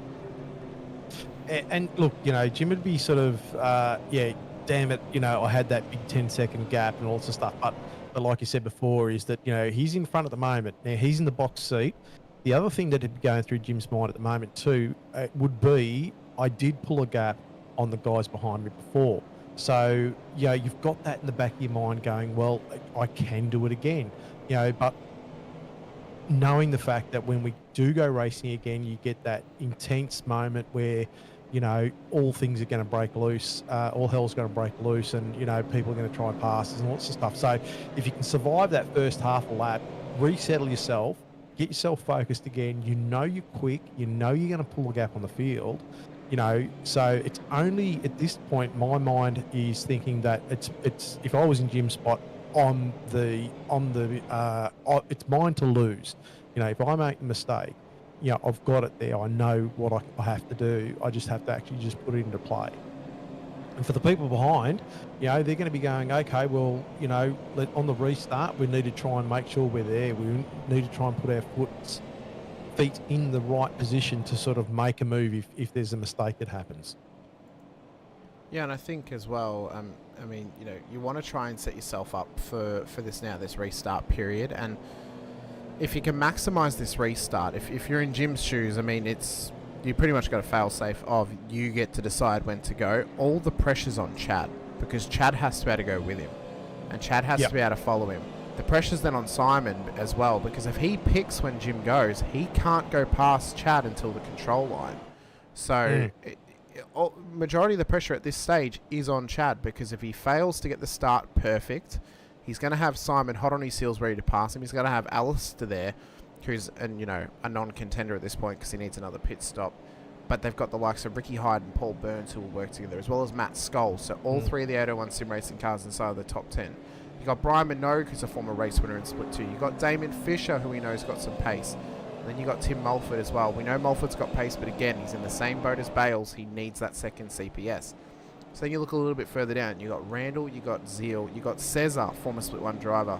Randall's a former Split 1 driver. O'Brien, oh so long ago, was a Split 1 driver. Dave Arney, Mikey Harlan, the debutant, and then Trent Allen, who started on pole. So within that top 17, corrected top 15, there are a multitude of former Split 1 drivers in there, a multitude of drivers with some great pace, and I think pretty much all of them very, very patient when it comes to restarts, and they will wait to make their move, but they would have calculated it down to the final number, down to the final, equation, and figure out when they want to make their move and how they want to do it. Definitely. And here we go. The pace car's pulling away. So we're not too far away from getting this race back underway again. Yep, so we're just awaiting for the green flag. Now, do we think Jim goes prior to the corner? Does he go on apex? Does he maybe go on exit? I have a feeling once he's heard the safety cars in pit lane, it might be foot to the floor and run away. If I was Chad, I'd be up closer. There's too much of a gap there. I'd be right on his bumper, if not just on the inside. I know there's no overlap before the apex of the last one. Here he goes. He's gone. There he is. Before the final corner. Look, he's absolutely caught Chad sleeping there. He's pulled a second on him. Get him a blanket. He's been caught napping at this point. I mean, he has pulled that off to absolute perfection. And exactly what I said, Brett. Just before the corner, foot to the floor, run away. Yep. And that's what he's done off this restart. An immense plan there from Camparonis has played out extremely well. He's caught them napping, and now he's pulled himself out a nice little 0.9 second gap. If he can get that out to over a second, he's going to be coming up absolute ducks come the final straight, because Chad's not going to be able to come back at him. He's not going to be able to get past him or even get into the toe. And Chad's going to be under fire here from Haynes and Bales in behind him. Well, and if I was Haynes and Bales, I'd be super frustrated. The fact is that he didn't close that gap up on that restart, and that they've sort of lost that opportunity to sort of get up there as well. And you can see Haynes putting a lot of pressure on Viger now. He wants to try and get this move done. Does the Quantum Racing driver of Simon Haynes. His teammate Troy Sipple not in the field here tonight, so we do expect at least another Quantum Racing car in the field this season. Hopefully he's here next week for Bathurst. But Simon Haynes flying the flag for that team here this evening. Lap 29 of 42. So we're past the halfway point of this 300-kilometre race. Still 100 and odd kilometres left to go here at Haynesy Sebring. knows he's... this is an opportunity for Haynesy to sort of try and make a move here, because straight after restart, what are the tyre conditions? Are they up to full operating temperature and all that sort of stuff? So he's going to try and make hay while the sun shines there. About a 0.1, a 0.2 of a second off the back of him. So what's hot on him is Simon Haynes. He wants to get this job done as soon as he possibly can over Chad Viger, just to try and chase down Jim Caparonis. Now, Jim hasn't gained any more than that 0.9 of a second that he had at the start of the lap there, Brett. So Chad's done well just to hold pace with him. But in behind him, he's got Simon Haynes putting about as much pressure as a back alley Chinese masseuse at the moment. He is finding all the nooks and crannies, all the little knots in the back of Chad Viger.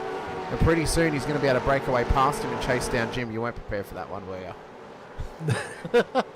Was it the back alley part or just the Chinese masseuse part? Just my mind went into a weird place then. But I knew it would. I'll be honest with you. I knew it would. And even though it is an M rating, We still like innuendo, because innuendo Oh, yeah. is, it's not visible. It's not visible. Chad just had a light, He did. a slight He had a front little lock up there, lock-up. so Hainsey would have seen that. Now Hainsey would be going, okay, he's locked up a little bit there. He's another opportunity, and he's 0.2 of a second, so he's right on his ginger. He's there ready to attack if there's any more mistakes made. And a Bayless is there too. Oh, like he, sorry. and- I was wrong. Sorry. Troy is out there. Sorry, I do apologise. He's all the way back in P27 up 14 spots, so that's my mistake. Troy's in the field tonight. Unbelievable. He's done a good job though at 14. He's pulled off a Gary Buckland-esque silent assassin moment here tonight. He's driven so well, I haven't noticed him in the field. So I do apologise, Troy. That is my mistake. Wow. I'm very sorry. That is- to be fair, That's- 40, I think it was, 48 drivers on the start line. Cut me a little bit slack, please. To not to be even considered that you're on the track and you were on the track as a driver, you'd be totally offended there. Sorry, Hamish. I'm so sorry, Troy. I'm so sorry. I promise you a Christmas card at the end of the year. I do apologise. But actually, Troy's actually having a good run, and he's just in front of Reese to go and just in behind Steve Lanyon. So he's actually in a SLS sandwich here. We'll give Troy some screen time, seeing as I completely forgot that he was in the field. Yeah, go Troy. So very sorry, Troy. Very, very sorry. You are in the field. Can I just see positions gained, Hamish? Is that possible? Because I think Paul Burns is, Paul Burns and Bayless up 33, so they've had a cracking run so far. They are. Bales does really, need that pit stop though, so he will give up some positions when he does come in. But Burns up 16. I mean, that's a fantastic effort. O'Brien there, up 24 as well after being through pit lane 3 times, so that's worked out well as a good comeback. McMillan up 20, Clifton up 16. Sips is up 14, Reali up 15 at the back of the field, and then Hoffy as well up 11. So those guys have had a good run at this point in time. We do need to start rolling over and thinking about who do we want to try and put forward for a driver of the day. Now, obviously, we don't include the race leader, as Mario Reali's had a little spin at the final corner. He's kept himself going there. That's unfortunate there for Mario. So, yeah, we need to start thinking about who would be our front runner for driver of the day at this point. I think at this stage, it's pretty much, for me, between probably Simon Haynes and perhaps Ricky Hyde, actually. Ricky's done a good job, although we would expect him to qualify better normally. But he's had a good run. Paul Burns has had a good runner too. I think Damon Fisher's done well to stay inside the 10, Minogue as well, and Randall. Back there, as there's been a moment with Vandermeer and a Brett Taylor and Andrew Rushworth all off the road. So these guys have been in the wars tonight, and it appears that it's going to continue on forward for them. So it's unfortunate. But it's pretty much saying to me, Brett, that this race is now a write-off at this point for them. Put your focus into Bathurst next week, come back stronger and try and get a better run of it.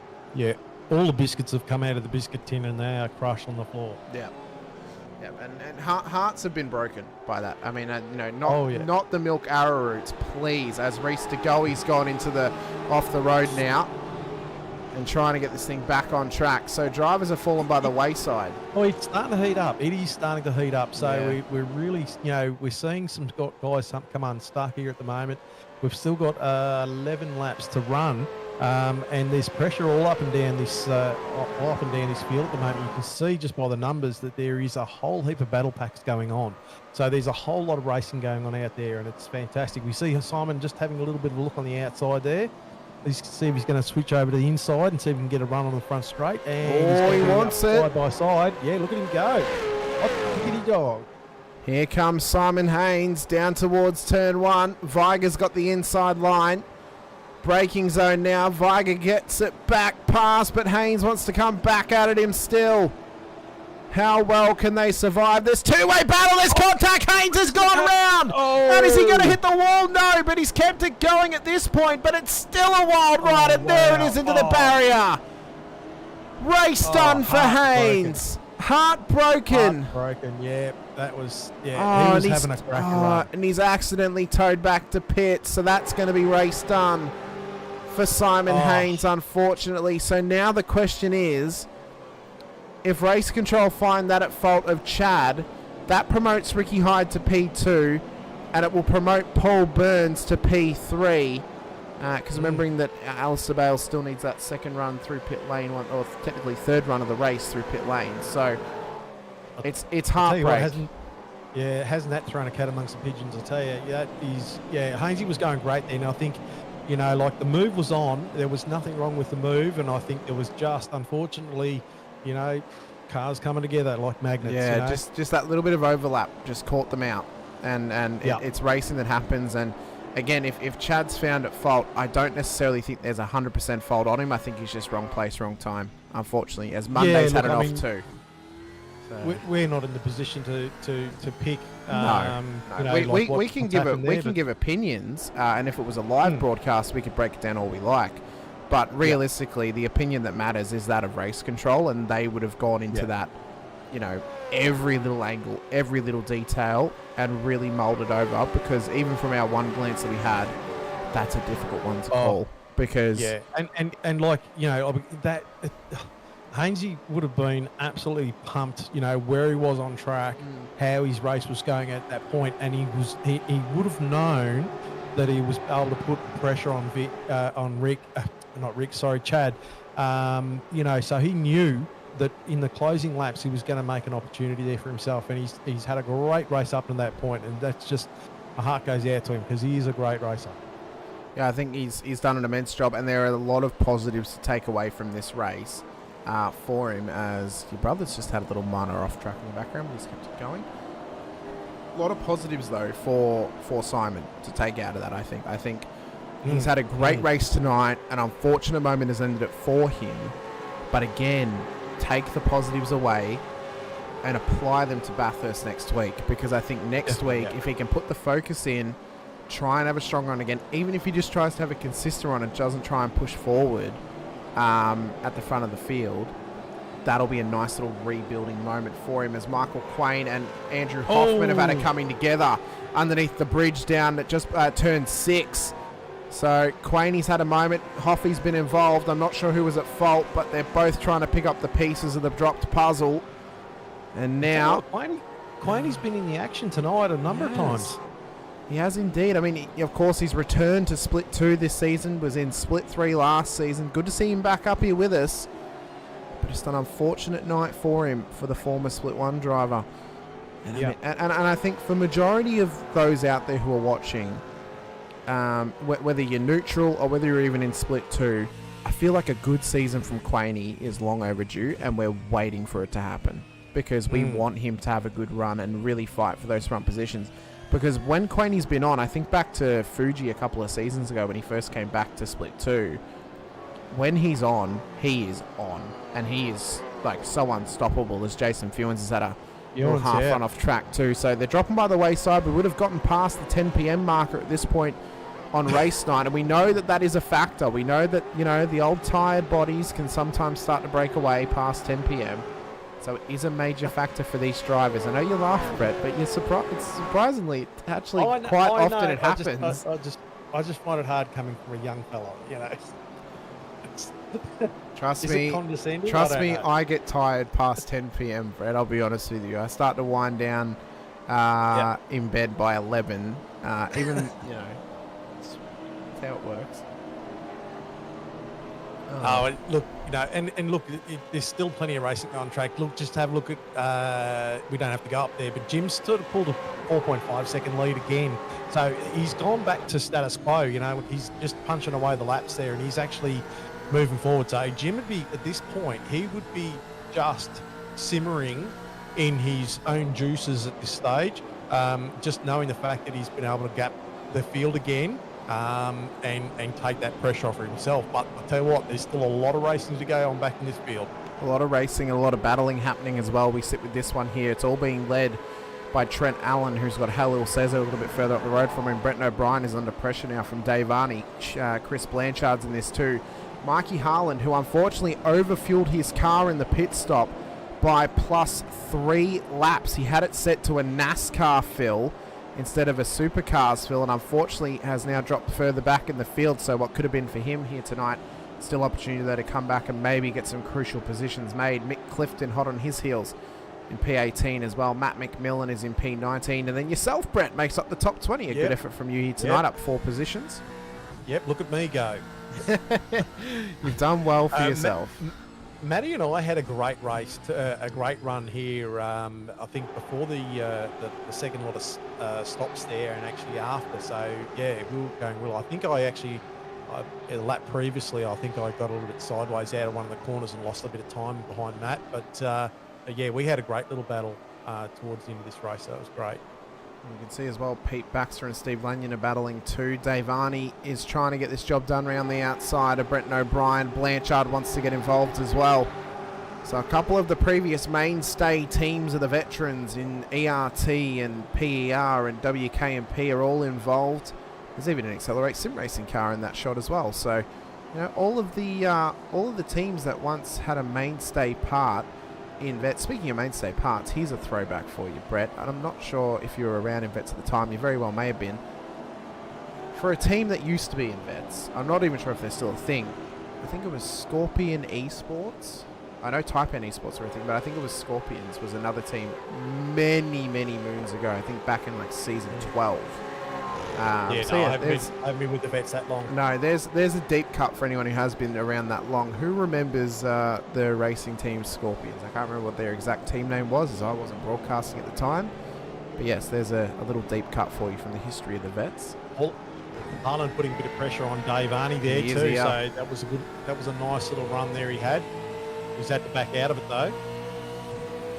Clifton sitting in the box seat behind him as well. He wants to try and find a move inside line for Harlan, not quite close enough.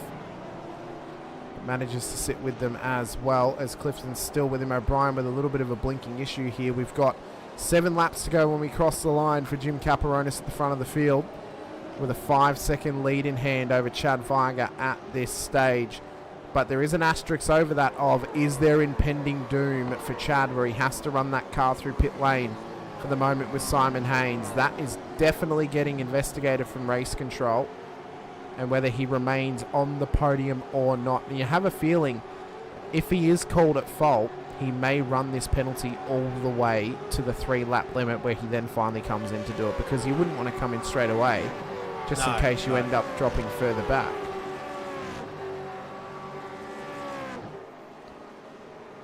So the field just slowly spreading out a little bit here. We've got a couple of challenges going here left and right, but the field's sort of just having little packs spread out now. But up the top end, we've still got a few cars having a good old run. You know, brother there, Damon, is in 8th position. He's got Tim Mulford in behind, so remembering as well, Tim still needs another stop. He's yet to do that, so I have a feeling he either thinks he's okay or he is running until the second last lap, and then that's when he's going to come in and do that final pit stop. Because if you know you need one more, you're wanting the field to literally spread as far as it can, just to save some of the loss that you may face when you come into pit lane. So if you're in this position and you know that you need one more CPS, you may as well run it to lap 41 and then come into pit lane, because at least then, if anything happens in between time, you're not giving up too much time, and you're also not actually putting yourself in a dangerous position. Correct. A little bit of a lock up there from someone. Yeah, we've got Skulls here ahead of Minogue. There's been a great run tonight from those 801 sim racing cars of Burns, Skulls and Hyde, all inside of the top 10. Is it a return to form for this team possibly now? We saw some glimpses of hope last season with Burns and Hyde getting some top 10s, Skulls as well on some weeks. And I have a feeling if this whole team is switched on this season, Brett, they are going to be so tough to beat, because it's a scary prospect of Ricky Hyde, Paul Burns and Matt Skulls at full firing pace, because we know the stats, we know how good they are. All 3 of them previous Split 1 drivers. Skulls was one of the most dominant champions of his time back in season 18. You put all 3 of them together, it's immense. It is absolutely immense how good this team is. And that's one of the things you see out on track, isn't it? You know, like when, especially like how close they are at the moment, you can see that they're all tightly knitted together. You know, so you know they're going to be a formidable team. And this as well, Trent Allen on the comeback train here tonight is now up to P12. The next car in his sights, Adrian Zeal, who I think's had a pretty commendable race tonight, has Zippy. He's up 10. Even if he drops to Alan or maybe to Cesar, that's still a phenomenal night on track for Zippy. I almost feel if he gets inside the top 10, he may need to be our driver of the day, because this is a phenomenal effort from him. I mean, I'm just saying, I mean, it's been immense. But I think as well, though, we have to mention, I try not to show too much favouritism. A great night on the road, though, for Shane Randall as well. I think both of them have had a great run. I think Alan's had a great run to come back to this point, so I think he's even an option for us too. And then I think even the likes of Brian Minogue or even Paul Burns deserve plaudits as well. Yeah, Paul Burns has done well to get himself in the place he has now. So, like, he's got to be really happy with what he's been able to achieve so far on this track. You know, with only 5 laps to go, he'd just be happy as. We've had a request from Andrew Rushworth to have a look at Cesar's car again. So I will pay that, because this thing looks incredible. Absolutely incredible on track. Do you want to maybe just talk to your brother about getting some MBN happening? Because he seems to have some blinking issues at the worst at times for himself. Yeah, do you know why? Because he's actually racing through his phone. Oh. So, he's running off 5G. So, you know, as soon as there's a few people getting town that are, you know, streaming too many videos and things like that, he'd probably get a bit of a couple too many downloads possibly in Damon's house. Possibly. Maybe. Who knows? Yeah. I'd just like to point out as well, it's a good night for me. Even though I missed the primetime Brisbane game, we did win against Geelong, so I'm happy. So good night. Yeah, just wanted to point that out. We had a little discussion about it whilst the ads were happening, so I'm a happy chappy at this point. And it's been a great race. I mean, what a round one we've had, and what a race of 2 halves we've had as well, Brett. First half of the race, very intense, very chaotic. The second half, we've had a couple of those moments towards the back of the field, but it's been a building race for a lot of drivers inside of that top 20, of just building their way forward and trying to put together a clean run. Oh, definitely. There's been some really good action on track, and the cream is starting to rise to the top. As it always does, and you look at Jim, he's nearly got a 7-second lead on this field, so he is absolutely just toweling it up here. You know, like, he's actually putting on a masterclass to the rest of the field at the moment and saying, boys, look out, I'm here, and this is going to be something you're all going to have to chase by the look of it. Well, they're all having to chase him down, and if this win comes to fruition for Jim Caparonis, I feel the stream may crash by how many cheers we're going to get in that chat to Jim Caparonis, because this is probably, I mean, realistically speaking, he is probably the crowd favourite at the moment. Let's be real. I mean, he's got international viewers coming in to watch from Ukraine just to see him race. He's got his fellow vets competitors as well. And I have a feeling even the neutrals are going to be happy with this win if Jim puts it together. I mean, he's got 4 more laps to survive as of the next lap. If he can do this, this is going to be immense. Absolutely immense. Well, I see Jim as the gentleman Jim from V8 Vets, to be quite honest. He's a lovely bloke. I haven't met him, but, you know, from what I've known of him, he's a lovely bloke. And I'll tell you what, if he pulls this off, buddy, kudos to you. I think this has been a long time coming for Jim. You know, yet to take that win. He's been waiting such a long time to get it through 3 different teams now. And this is one that we've all been waiting for. I've had a couple of times. Oh, Chad Weiger's in pit lane, so we have to suspect this is that drive-through penalty that we may have thought he could get. So Weiger comes through. He's going to drop outside of the top 10. That's now promoted quite a few drivers up. So now Ricky Hyde gets promoted to P2. Bales still needs that second pit stop. So corrected order of things. Burns is P3. Scholes P4. Minogue P5. Fisher in P6, that being Damon. Mulford still needs another stop, so that means that Randall is corrected P7, Zeal is corrected P8, Allen is P9, and Halil Cesar is inside of the top 10. Well, Cesar would be happy with that, being coming back, getting into the top 10. He'd be pumped. He would. He'd be pumped with that. But I have to wonder, do these drivers know they're in the 10? Does Allen and Cesar know that they're actually inside of the top 10 at the moment? No one did know. I mean, I don't know. Shane knows. I know that Shane knows because I knew. I mean, some guy, Some people would know, but I mean, really, you're just concentrating on your own race. You want to Yeah. just try and do the best you can do. I mean, there are things that, like if you had a look at all the details, you might be able to figure it out, but, too much stuff's happening in front of you to figure all that out. Well, I mean, I've only got one brain and can only concentrate one thing at a time, but... Yeah, just trying to limit what you may be thinking about at this point of the race is absolutely crucial. So I'll tell you what, look at the action going on here. It is red hot go. It is intense. It is as intense as it gets. You could throw a blanket over them just by how close they are at the moment. I mean, and this is the sort of racing that we come to expect, and this is what we got a lot of last season. Not necessarily at the front of the field all season, but throughout the field. And I think this season now, again, one of the reasons why I'm happy that we don't have any split one drivers that have been demoted is because we're going to be able to improve upon this field and getting this field tighter and tighter together as it currently stands. But I think what it's going to lead to is some amazing battles for some race wins. I have a feeling that tonight, nothing against Jim, is a one-off. I think it's a one-off of someone winning by such a margin. Not that it's Jim. I think just the race winner winning by such a margin is a one-off this season.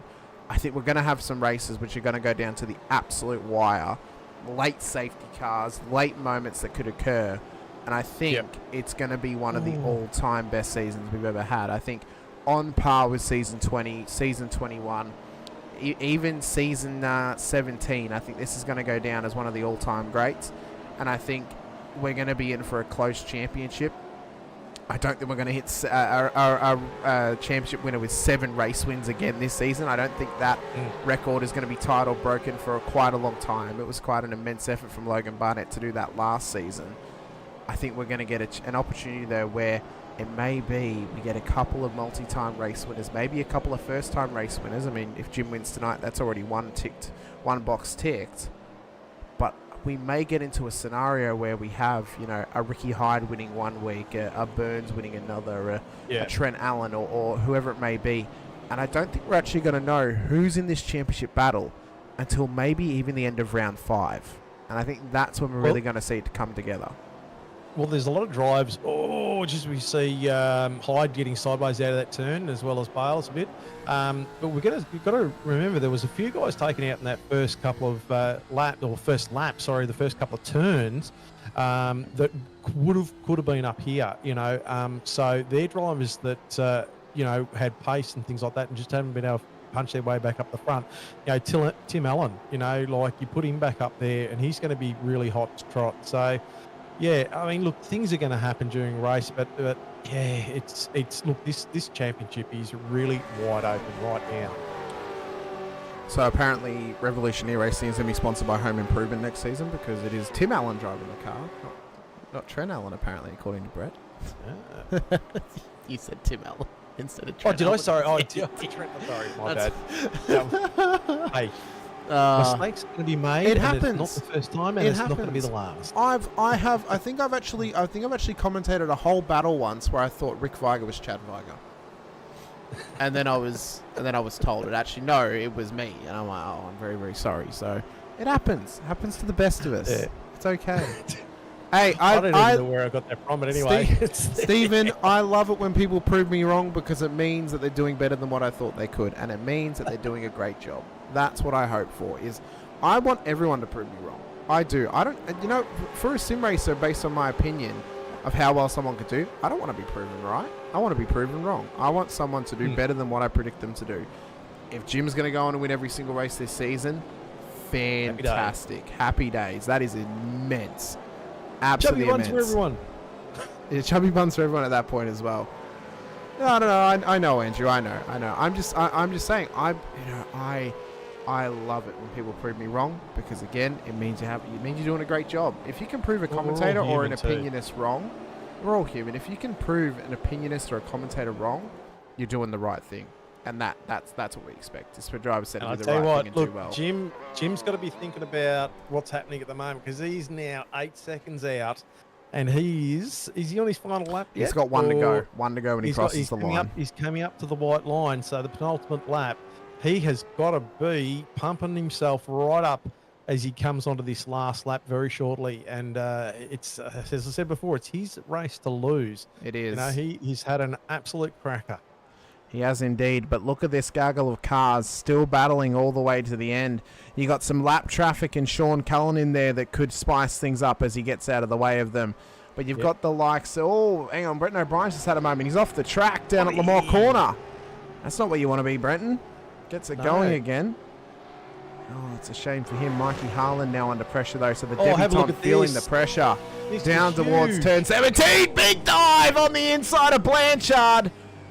Oh, that was as audacious as it gets. That was... Oh my God. Rubbing door handles. Rubbing door handles. I mean, they... Have a look at... Oh my God. White flag. Final lap of the race for these drivers. And a final lap of 300 Ks to be finished out here this evening. Who's going to get the chocolates between any of them? At the moment, the smart money's on Caparonis at 8.2 seconds ahead of Ricky Hyde. Alistair Bales has not come into pit lane, so he's going to get disqualified from the race. It means that Paul Burns is going to be P3. Tim Mulford has also failed to come into pit lane for a second CPS. It means that Randall and Allen and Zeal are all going to get promoted, as well as Cesar inside of the top 10. So now for Damon Fisher, he's feeling pressure, which is a non-existent pressure. He's feeling pressure from Mulford, which he doesn't need to feel pressure from. Allen, though, wants to move on Randall. He wants a late dive up the inside. Oh, contact's made. They both go round. They need to be careful of the oncoming traffic. Here comes Zeal and Cesar. Splits the gap. Zeal wants to take the move. Adrian Zeal is now corrected. P7 on the road. Cesar's P8. Allen's decided to give it up as replication for letting Randall stay ahead of him. So now the top 10 has been completely flipped on its head. But for Jim Caparonis, a night of immensities, a night of celebrations. And it looks to be for the first time a night on the top step. Well, not yet. He hasn't crossed the finish line, but I'll tell you what, he's but he's close. He's close. He's only got one corner to go, and I'll tell you what, he has got to be absolutely wrapped with this run. He has put it all together. The special sauce has risen to the top. It has indeed. And he has done. What a moment for Jim Caparonis. You, sir, are a race winner in the V8 Veterans. Ricky Hyde crosses the line P2. Paul Burns will cross the line P4, but will get promoted to the podium as Alistair Bales gets disqualified. Skulls inside of your top 5, as well as Minogue. Damon Fisher in P6. Mulford will get disqualified, which means that Cesar is P7. Zeal in P8. Randall in P9. And Trent Allen makes up the top 10. But will there be a post-race penalty coming for the moment with Shane Randall? All will be answered very shortly. But for Jim Caparonis, what a night on the track. What a night on the road for the Southern Cross Racing driver. It's been immense. It's been incredible once again. I think we need to take this time, though, as we have got Jim waiting. He's gone into the Split 3 broadcast room, bless him. But I feel, I did promise it at the start, we have to go back and have a look at the moment with Andrew Rushworth off the start line, because it's too good not to show. It really is. I mean, it is, you know, Carl Reindler, Barbagallo at Wanneroo Raceway. It is something to behold.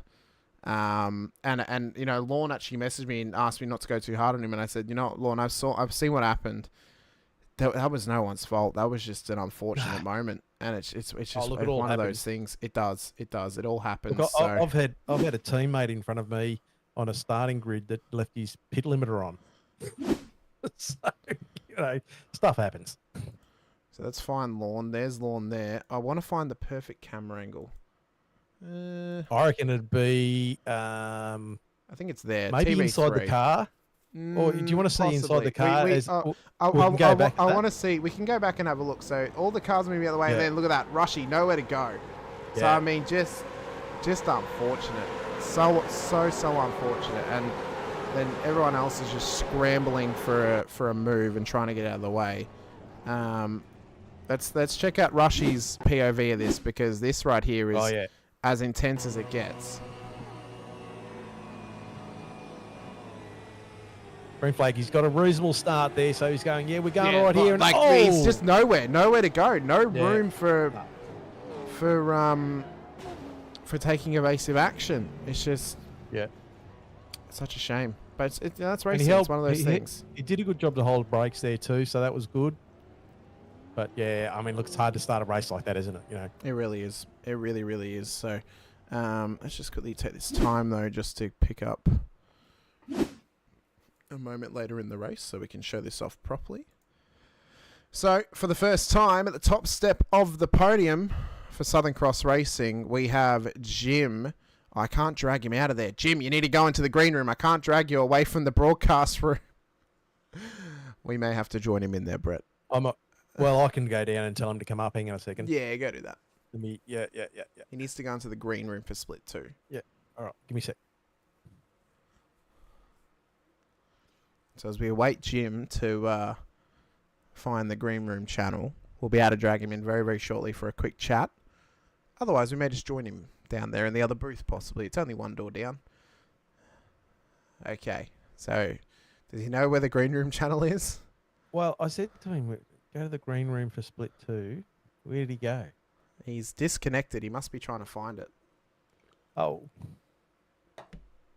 To be fair, we could have just met him in there as well. Well, we could have.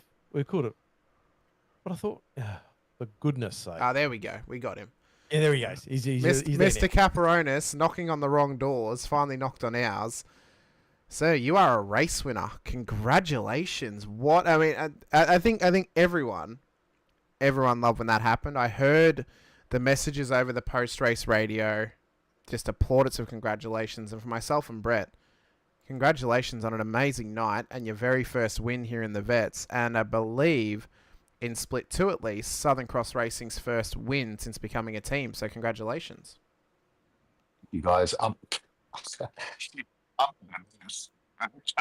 first win was a long time coming. I mean, I've had a few podiums, so I'm not going to lie, but to get a win, oh my goodness, thank you so much. It was unbelievable feeling. Mate, Seriously. Don't thank us. You're the one that bloody put the effort in. Yeah, it was good. Oh my God, it was a tough race. I'm not going to lie. I ran my own race. I didn't care what was happening behind me. I just did what I needed to do to get over the line. Very, very thrilled that I won, but I was also thrilled that I got 0 incident points. So Yeah. it was a bonus.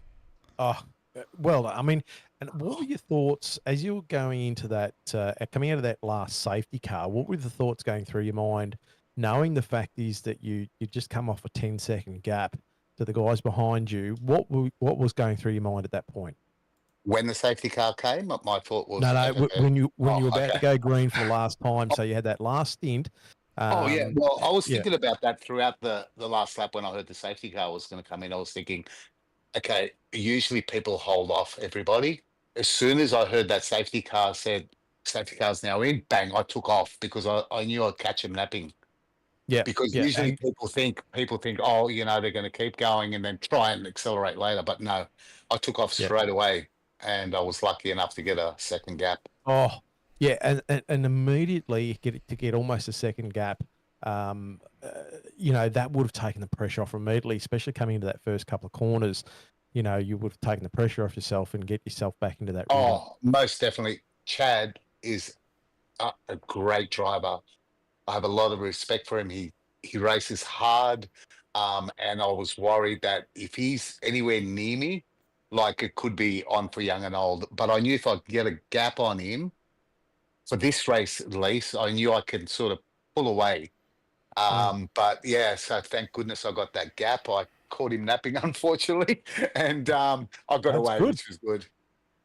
Yeah. What about so other threats within the field that you might have felt that might have been up there challenging you? Simon Hayes is another bloke that I tip my head off to him.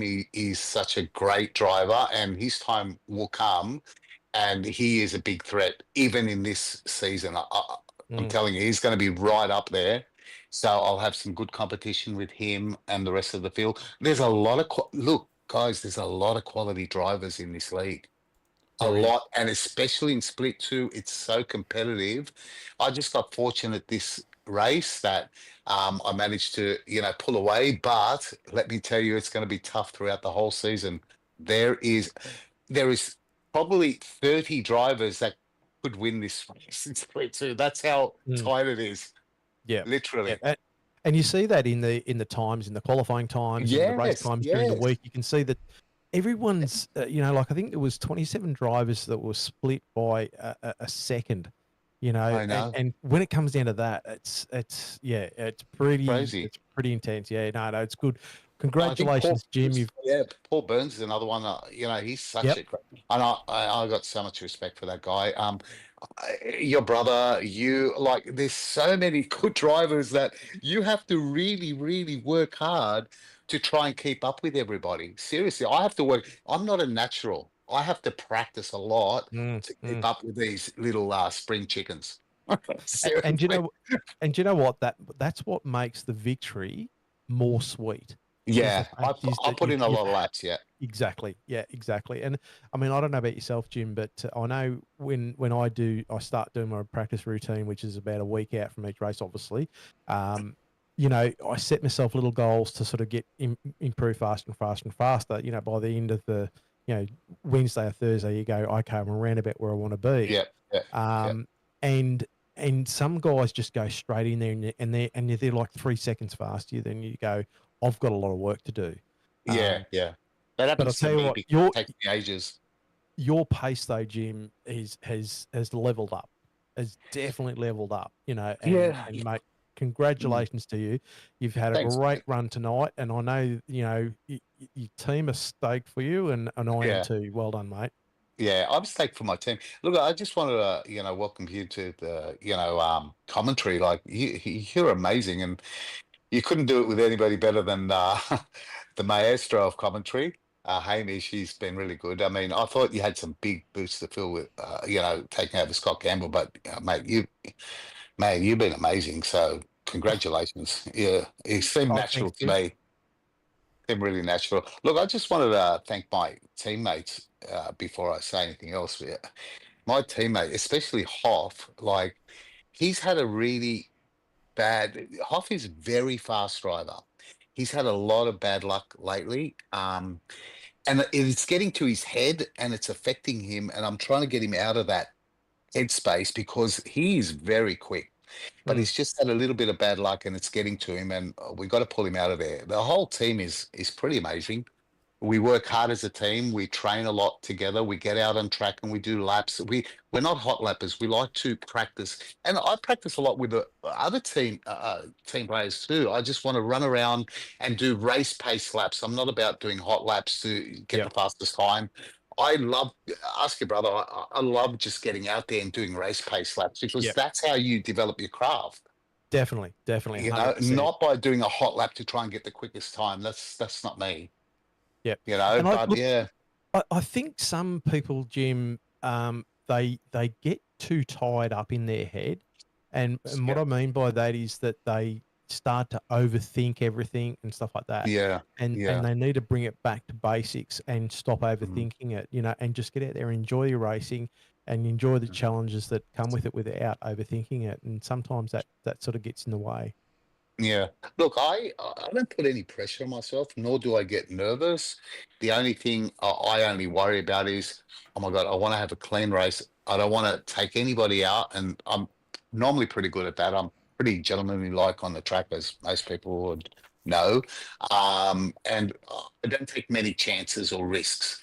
So if it pays off, good. If it doesn't, well, it doesn't. But I always try my best, and I put in the practice. Yeah, well, And I said it's it before. unfortunate some people can't, and I understand that, but I really do put in the practice. Well, I said it before, and I'll say it again, Jim. You are the gentleman Jim in V8 Vets.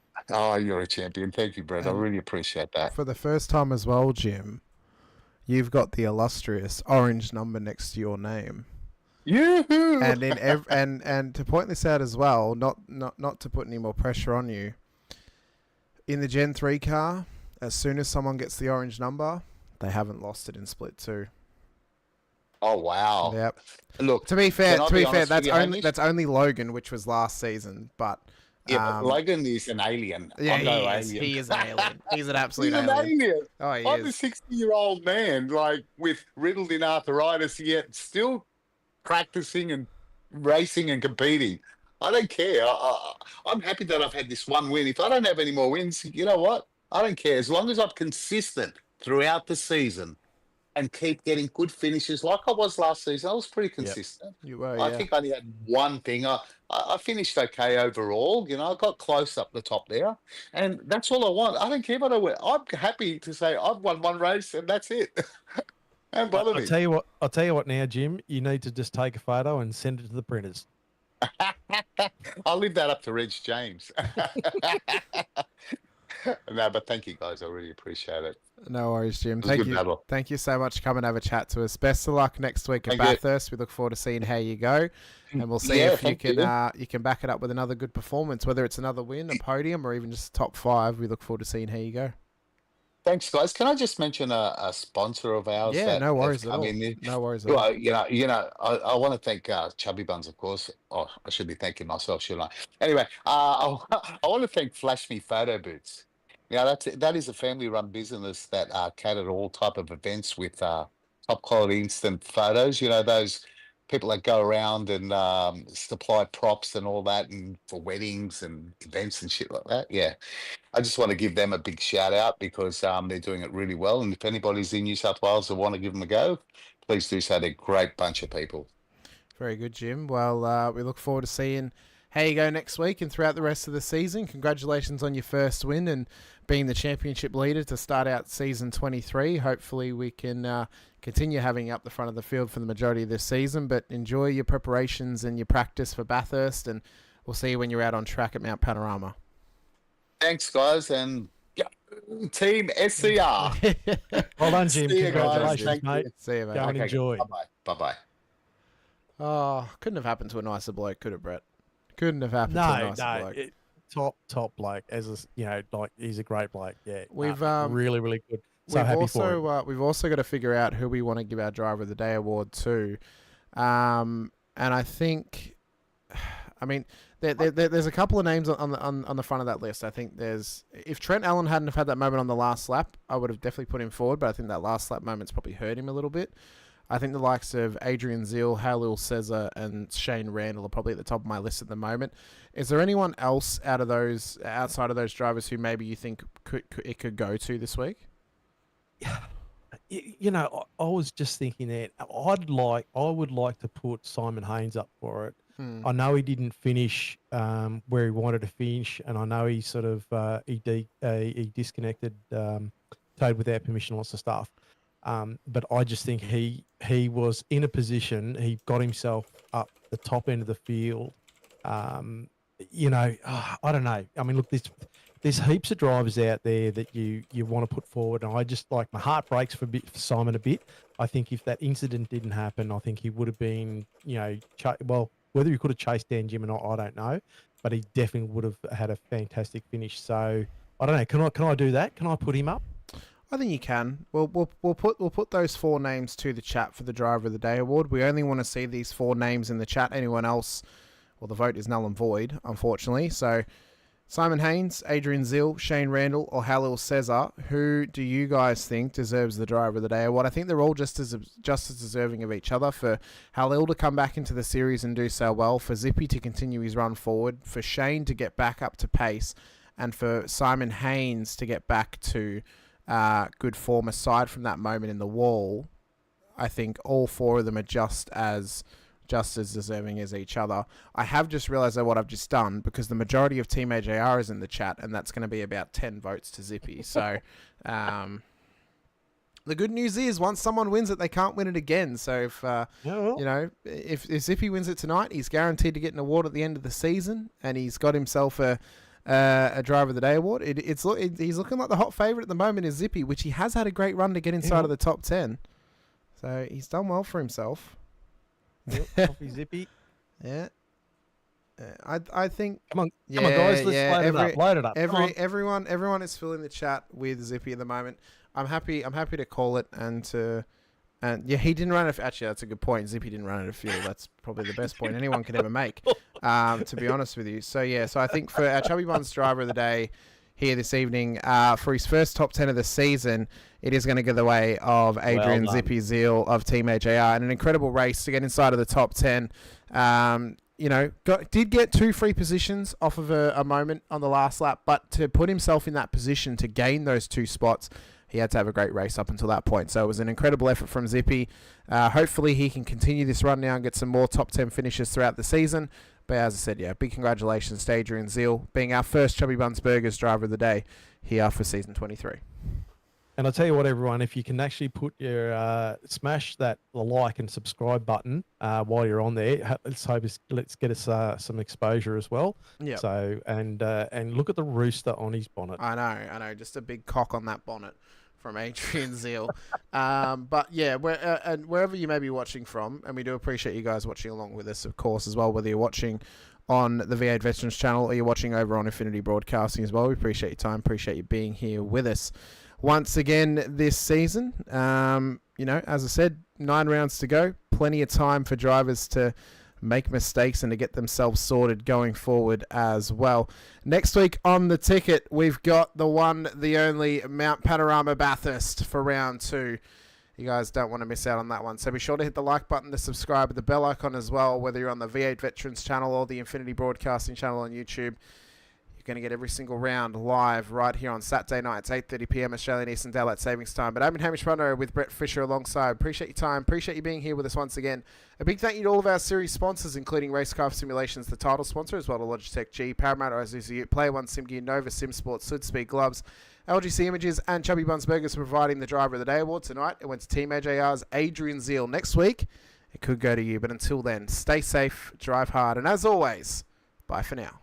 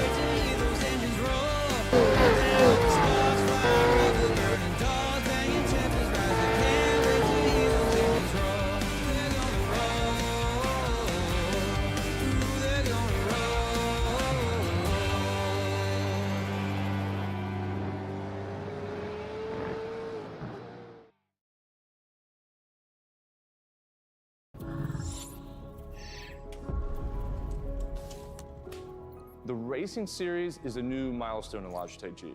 All the great old wheels, the G29, the G920, the G923, they all have their own unique way of connecting to each other, but there's no room for expansion with those products.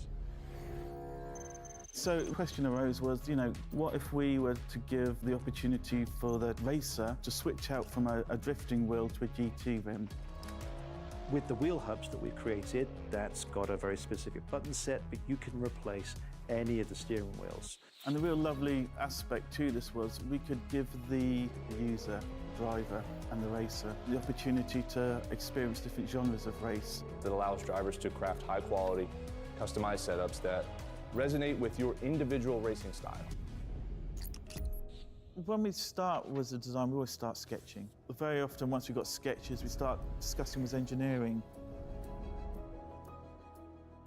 We had 3 rounds of engineering testing or user testing where we invited in users from sim racing, and every single round of feedback we refine, the product based on what they tell us.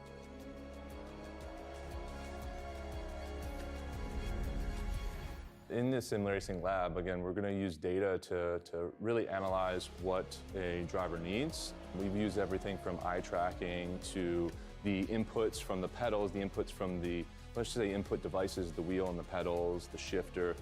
We're taking that and we're compiling it so that we can build different products based on those individuals' needs for all consumers and all drivers. I don't know of anyone else in the industry that's actually doing this kind of research into their products to see how their products are affecting performance of their users. We've built the product to make sure that it's as reliable as possible. So the innovations in engineering that I'd say we're most proud of is the sequential handbrake and shifter toolless changeover. This is now a patented system, so it's really easy for the user to just switch between modes. If you give people the tools to do what they want, they will. They will just go off and have fun.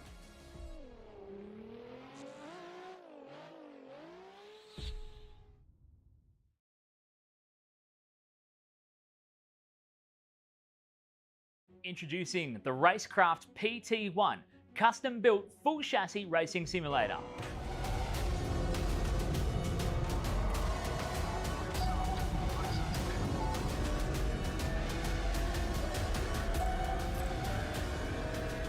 The design project, codenamed The Cage, an 80/40 extrusion chassis sitting on top of a Sigma Integrale DK2 Plus 4-point full motion actuator system. No compromises in the cockpit of the PT1 simulator. To maximize the experience, we start with the 49-inch ultra-wide monitor for the greatest field of view in a small footprint of the simulator, down to the SimuCube wheelbase that's tucked up and behind the monitors with SimCore extensions to get things out of the driving area. Everything is connected to a Cube Controls GTX steering wheel with the built-in dash and all the extra button functions available at your fingertips. Driving through the Raceworks S1 pedals, the potentiometer throttle and the 2 hydraulic pedals for brake and clutch ensures you maximize the feel underfoot, and seating yourself into an OMP HTER bucket racing seat with OMP belts connected to a G-belt tensioner to provide that extra feeling and the heightened experience while you're driving. Additional interfaces and accessories in the PT1, we have twin butt kickers, one on either side of the OMP seat, as well as a Jinx sequential shifter, the SimPush Race Logic timer to the left-hand side, a Racecraft built-in WinSim kit with Philips Hue lighting and a built-in soundbar, plus the OMP side net to finish off the experience in the PT1. The Racecraft PT1, build number 1, the ultimate in sim racing experience, combining the best products in the market with the passionate, no compromise approach that goes beyond racing simulation. Waste the time.